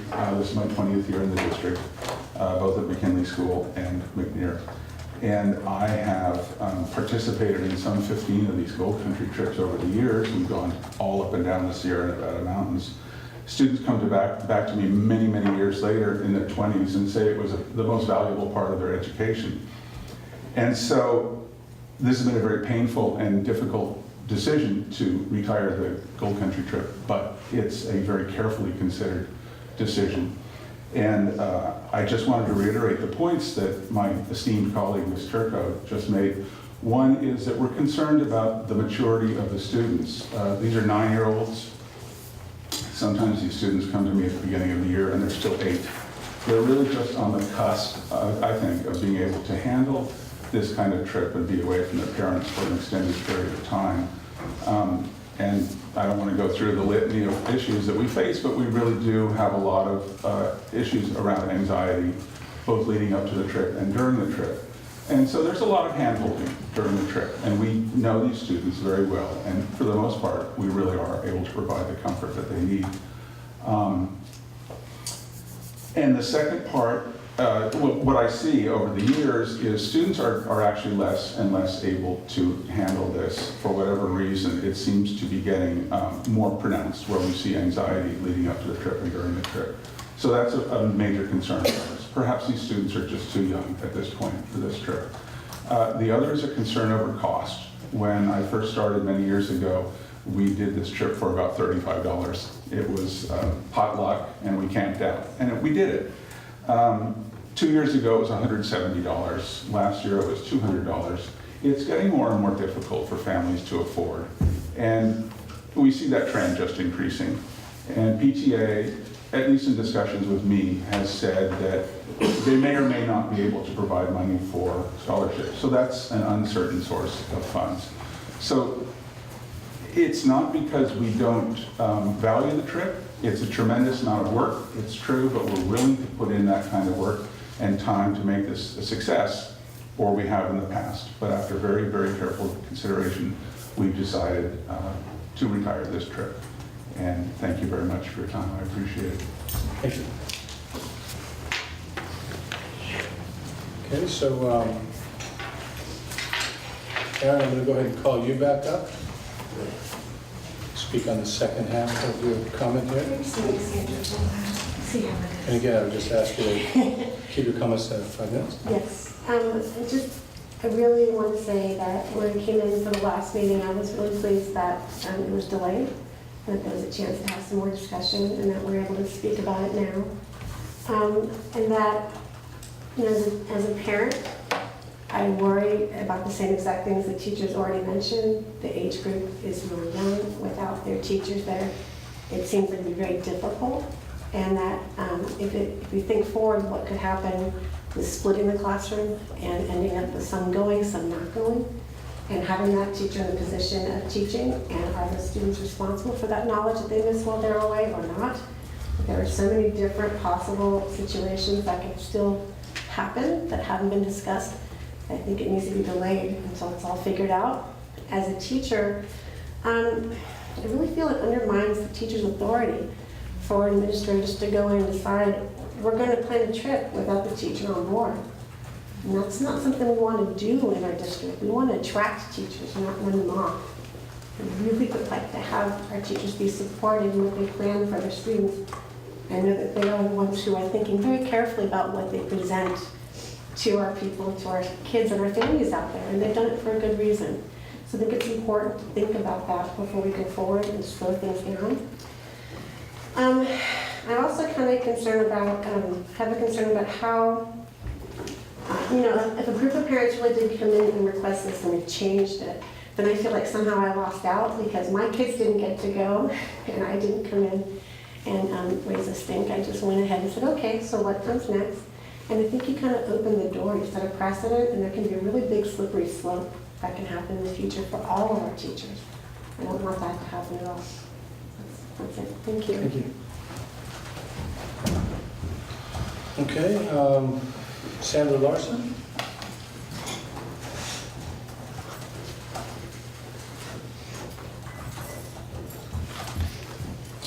I'll keep it short. Sandra Larson, losing my voice. And if you want to know what teaching second grade looks like on an art day, here it is. I apologize. Didn't get home in time. First of all, PFT made a huge mistake. It's our mistake. We missed a deadline. I wear that. I assume that the paperwork was turned in. You know what assuming does to one, and here I am. This is a technicality that this is back on the agenda so quickly. We messed up. Having it put back on the agenda so quickly over a technicality when not one issue has been taken care of is a little alarming to me. This is not, as Jane was saying last time, teachers who just don't want to go. This is an administrator telling parents that the reason the trip wasn't happening is because it was too much work. Assuming that parents could plan a trip. Taking curriculum away from the job of the teacher and letting an administrator plan a trip and take students out of a classroom. It is a serious concern to all teachers, and we need to work through it. We need to use the process we have to work through it. I have officially requested an extension, albeit late, for our grievance to follow through and follow the process. That's all we're asking, is that we can follow the process and solve this problem. Just if this is the only way to offer this curriculum to fourth graders, then maybe the board needs to consider mandating it for all fourth graders, if we're going to assume this is the only way. It's funny, I've been on all sides of this issue. So I took Ben to Gold Country, if you remember. I went with you. You went with me, we had a great time. I've gone as a parent. I've been the parent of a child who that year they didn't go. And guess what? She's fine. She's my Cal Poly graduate. She survived it. We did fine. She still knows about the Gold Country. I've gone for my colleagues who had young children. They wanted their class to go. It was part of their presentation, but they had a baby. And so I went for them too. I know all sides of this. And I can tell you, preparing to take another class, we spent about 6 weeks with me spending about an hour a week with those kids. So they knew when something happened, I was there to help them. It's not just pulling kids out and taking them away. They need to, they're little in fourth grade still. They need to have the support. So thank you for your consideration. And once again, it was our mistake. It was not the fourth grade teachers of McNair. And I have apologized to that. And I promise you, we are working on our communication, and a technicality will not happen again. Thank you. Okay. Comments? Steve?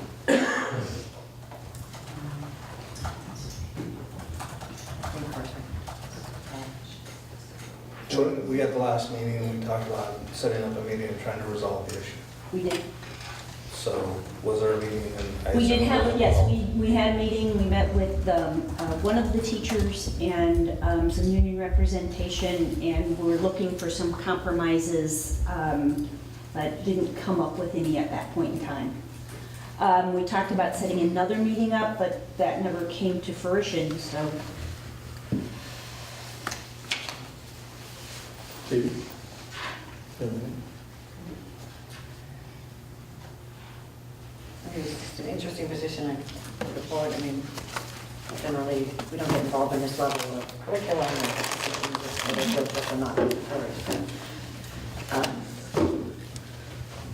I wish there was other folks had come forward and spoken, maybe some families or parents. I mean, I see it from both sides. As a parent, really wants this trip to happen. It sounds like an incredible experience. I mean, I have kids that have gone through 4th grade. They didn't go on this overnight, but it sounds like a wonderful experience. So obviously we want the best for the children. We can make this trip happen. It's everyone on board and the teacher support, parents' involvement. It'd be nice for it to occur. You know, we don't want to obviously put people in a difficult position or make people do something that is out of their comfort zone, or I get it, it's a lot of work. You've done this trip for many years. So, I had a son at McNair who went to Fort Ross in 4th grade, and it was an overnight. Big storm hit. Very exciting. And then in 5th grade, he went to Gold Country in 5th grade. So I was kind of surprised to see the 4th grade doing Gold Country, but it makes sense with California history. And then, of course, the 6th grade, I think, is Point Bonita. So, you know, he had the benefit of 3 excellent overnight opportunities at McNair. Do I get that's not me? meant for you. You're cutting me off? I know the work involved, having gone to Fort Ross and been the cook, that it's a lot of work for, you know, families as well as staff. But I also did see, you know, what the impact was on the students. And I looked at the date of the field trip, and it appears to me that we here at the board are just the approval of a trip. The planning and all the work that goes into it has to be done at the site level.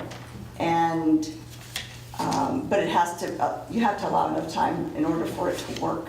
So to me, it looks like this allows the site to work out issues. Just because we approve a field trip doesn't mean it'll happen if it doesn't work out. But we have to give that approval in order for them to plan and commit. And so, to me, this timing-wise, delaying doesn't help. Well, that's kind of how I see it. It's the approval is not a mandate. No. We're not saying anybody has to do anything. I mean, let's say 5 parents say, we're the only ones want to go. I doubt that that trip's going to happen. Right. And I do agree that the sooner you give people the approval to get going with what they need to do, and some of the, Turco, she made it very clear, there's a lot of clearance that needs to go on and stuff, and obviously you need time to do that. If it's too expensive or if enough parents can't do it, then I think it's folly to continue on. And this board, to Phoebe's point, doesn't generally get involved, just so you know, we routinely approve what the site and the teachers request.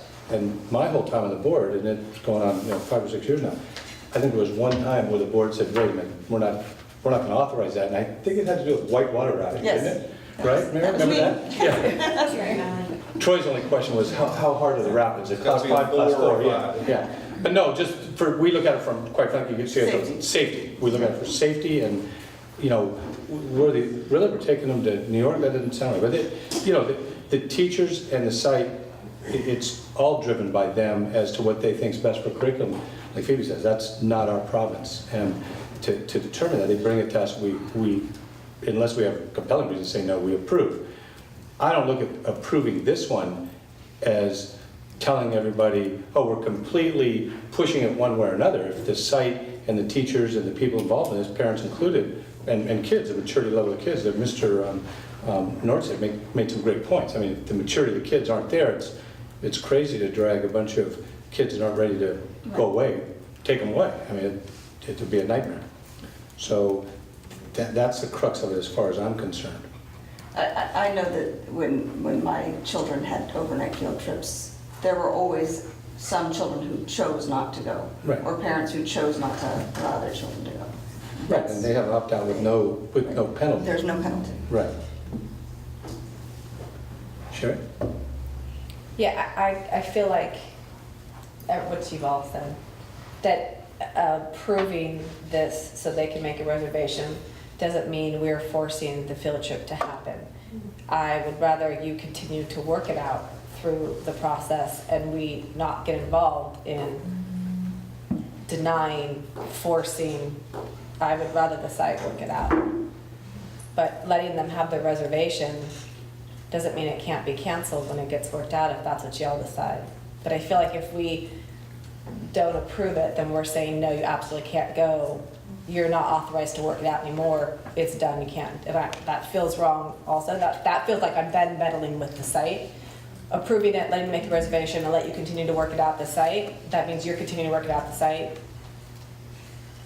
That feels like I'm not meddling in what the experts at the site, all of you together, want to do with your field trip. Does that make sense?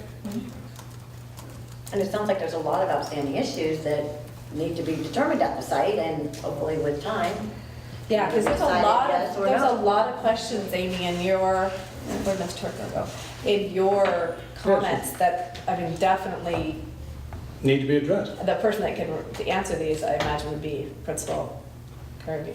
In fact, I'll be So honest. I would, I mean, I don't know the answers to these, so she would need to fill you in on those. I have to be honest, when I read that letter, I was thinking, well, most of these are questions that they've been through this before, so they're questions that obviously get answered, and good questions, but they obviously you needle through it on every field trip, I would imagine. Every year, it has to be. I think, as I said, I went on this field trip when I was in fourth grade. And look what it did. Both of my kids went on this field trip. I went on again as an adult, and I'll never do that again. That being said, I found it to be a very valuable field trip. Right. So, and to your point, our approving it tonight is not the mandate, it's an approval field trip. That being said, I hope you go. Okay, any other discussion? Okay, so I have a motion This is and on a the consent second agenda. on the consent agenda. So it's not just that one, it's all of our consent agenda. All in favor? Aye. Any I was opposed? reaching my finger with the gavel, I wasn't reaching for the gavel. Okay, so that takes care of our consent agenda. And there was no, oh, there's 11, business service under action items. Right? Sue, we're all the way through 10.3, the educational service, that's all the consent agenda, right? Yeah, you're at 11. Okay, so I'm at 11 action items, business services, 11.11 purchase orders. Have we get a chance to look at that? Have a second? I think they moved together. They moved together. So we grabbed I'll some second. I hate it when they move together. So, second, any recusals, any corrections, any, Phoebe, did you have any? All right, all in favor? Aye. Okay, 11.1.2, list of expenditures. So moved. Oh. They're on fire. Any questions, recusals? All in favor? Aye. 11.1.3, agreement authorization with Henry Mechanical in the amount of $35,043 via deferred maintenance funds to supply and install heat pumps in 4 classrooms at Kenilworth Junior High School. you have asked, and we are beginning the Wait a minute, process. I need a motion, second, we can discuss. I move. A little punchy right now. Yeah. So now, Gary, you can tell us all about it. You've asked, and we are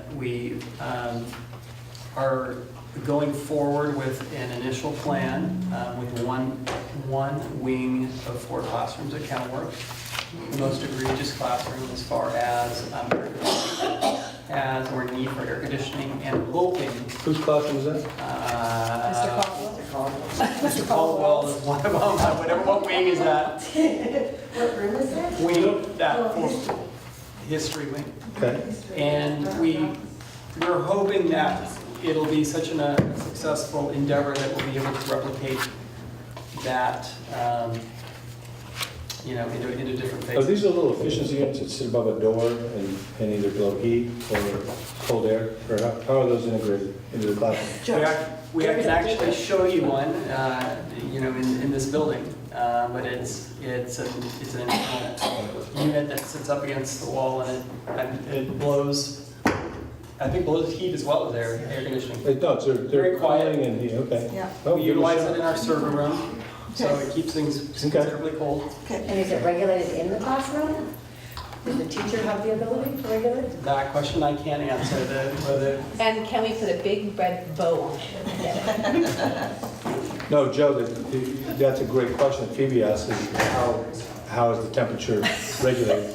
Easy on those chairs, Joe. It's pretty much like you said, it's a single unit that sits in the room. And it's worked with a remote control, but it's also tied into the internet system, so it can be monitored from a computer at a remote location, so one of my guys can monitor it, see how it's working.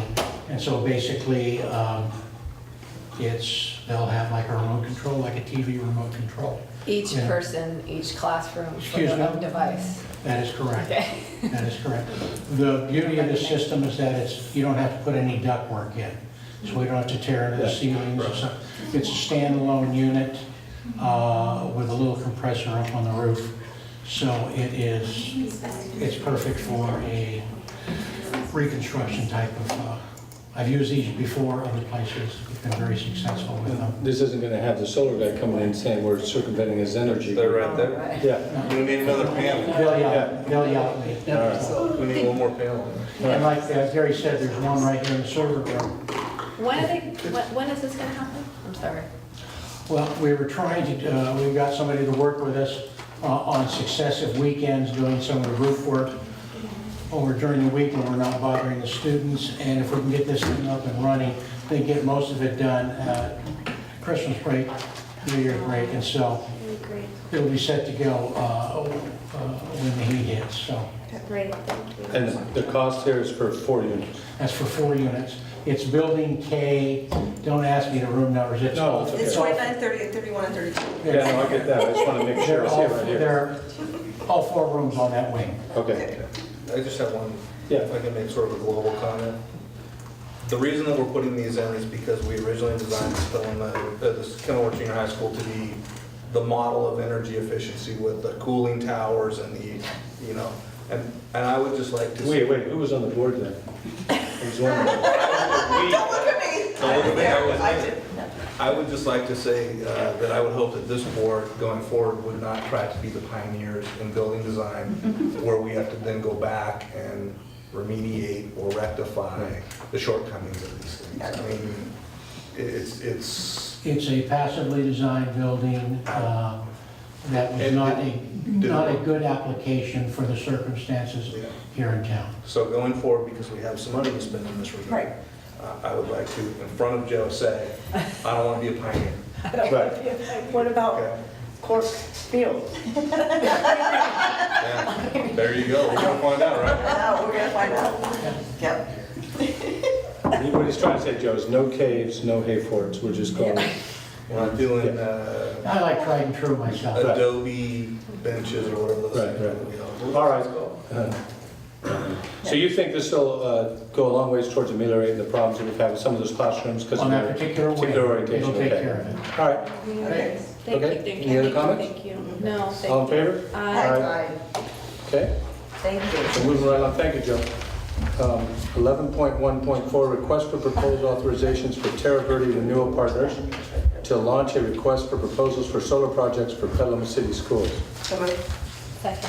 So in that vein and theme, I mean, We are requesting authorization to move forward with the request proposal process and see where we land in this, with the idea that we can accomplish a number of things in one fell swoop. One is clean energy, one is potential shade structures, and one is an annual cost savings that we can revert back, and if we make a commitment for those savings, we can bring that back and utilize that for ongoing maintenance of the same projects that we would have spent that will also save us energy, but at a lower rating. and another one was to get into those Prop 39 funds before they... Yeah, and Right. and completely use our Prop 39 funds. Right, okay. Yeah, this is piggybacking the presentation we had before, right? Yeah. So does anybody have any questions that you didn't get to ask last time? I feel like we should, because they waited so long.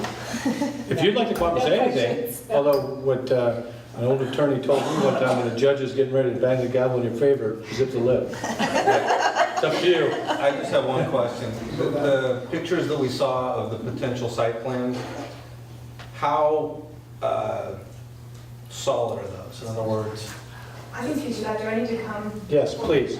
Yeah. I And can introduce yourself. answer part of that. No, she's the expert. You can summarize, she can answer. Well, Meg Hanley, Project Manager with Terra Verde Renewable Partners. Thanks for having me again. As to the array layouts, those are suggestions that we provide in our bid package, and then we actually ask the contractors to make their proposals based on those recommendations, but also based on a site walk. So part of the RFP process will be myself and a colleague and all of the potential bidders walking the sites for them to determine just what they're capable of building at those sites. I guess my question was kind of focused on, some of those look like they might be a nice place to put, because of reasons other than maybe it's the most efficient place to put it, or the cheapest place to put it. Correct, and the arrays that we showed at the last meeting were based on our discussions with Gary and Ray and Joe about meeting both shade structure needs and providing solar, and that's why we targeted parking lots and play areas. We do know that it is cheaper to do solar as a ground mount usually than as a shade structure, and there is an option to save money by putting those in other locations, but in order to meet that dual purpose of shade and PV generation is why they're located where they currently are. So when you go out for your RFP, is it going to go out with those sites specific, or it's going to go out, did I With misunderstand what you said? those sites will be indicated as preferred sites, but on the site walk, we will look at more than just the parking lot that we put a shade structure over in those photographs that you saw last time. Campus for opportunities. Okay.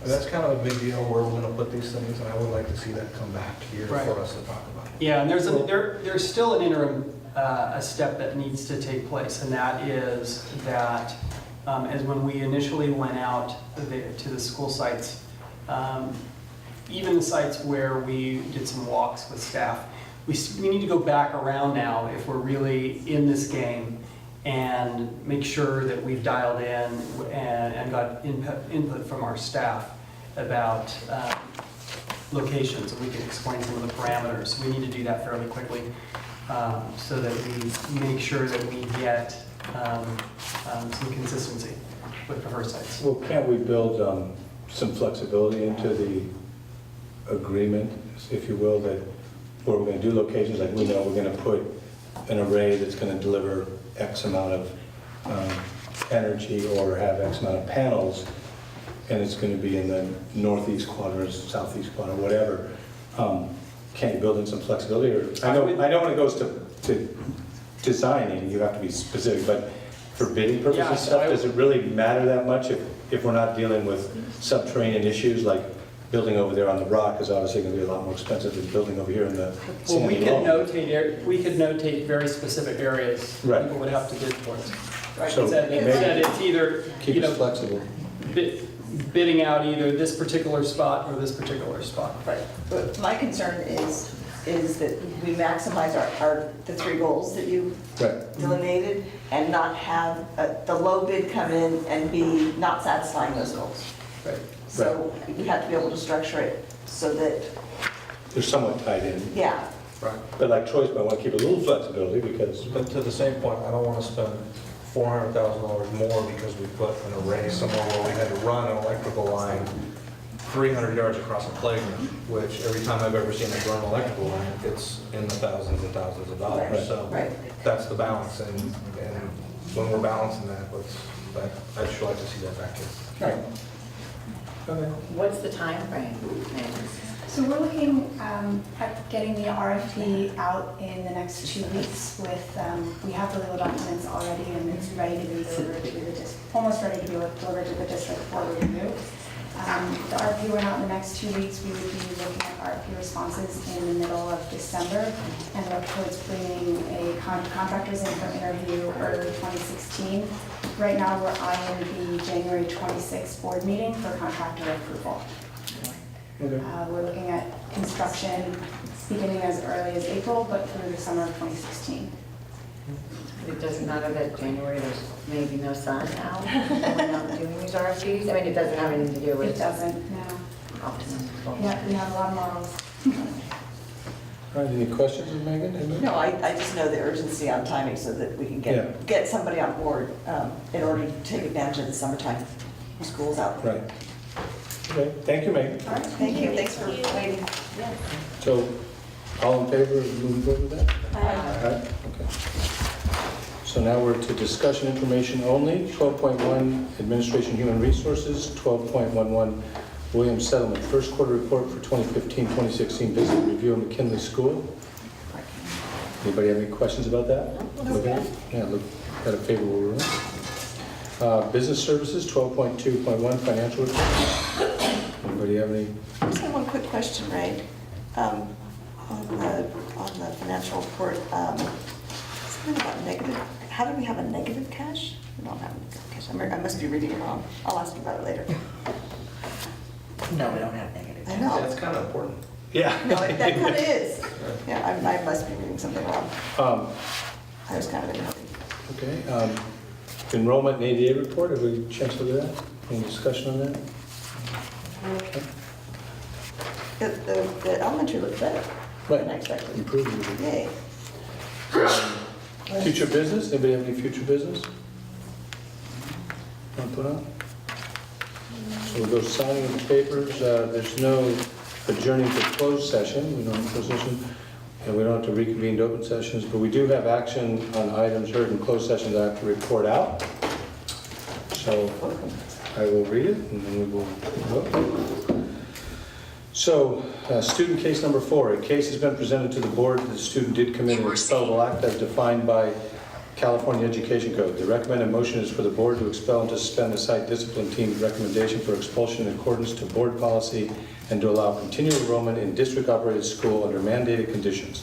The student's suspended expulsion status will be in effect for the fall and spring semesters of the 2015-2016 school year. Conditions above subject to review with evidence of positive attendance, satisfactory behavior, substance abuse counseling program and screenings, community service, and appropriate academic performance. So, All in favor? aye. Case number 5. A case has been presented to the board that the student did commit an expellable act as defined by the California Education Code. The recommended motion is for the board to expel and to suspend the site discipline team's recommendation for expulsion in accordance to board policy and to allow continued enrollment in a district-operated school under mandated conditions. The student's suspended expulsion status will be in effect for the fall and spring semesters of the 2015-2016 school year. Conditions above subject to review with evidence of positive attendance, satisfactory behavior, substance abuse, counseling program and screenings, community service, and appropriate academic performance. All in favor? Aye. Case number 6. A case has been presented to the board that the student did commit an expellable act as defined by the California Education Code. The recommended motion is for the board to expel and to suspend the site discipline team's recommendation for expulsion in accordance to board policy and to allow continued enrollment in a district-operated school under mandated conditions. The student's suspended expulsion status will be in effect for the fall and spring semesters of the 2015-2016 school year. Conditions above subject to review with evidence of positive attendance, satisfactory behavior, substance abuse counseling program and screenings, community service, and appropriate academic performance. So moved. All in favor? Aye. Case number 7. A case has been presented to the board that the student did commit an expellable act as defined by the California Education Code. The recommended motion is for the board to expel and to suspend the psych discipline team's recommendation for expulsion in accordance to board policy and to allow continued enrollment in a district-operated school under mandated conditions.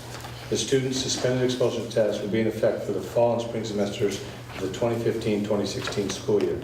Conditions above subject to review with evidence of positive attendance, satisfactory behavior, substance abuse counseling program and screenings, community service, and appropriate academic performance. Second. All in favor? Aye. So, those are actions heard on, actions on items heard in closed session. We don't have any public report on any action taken in closed session. So with that, meeting adjourned.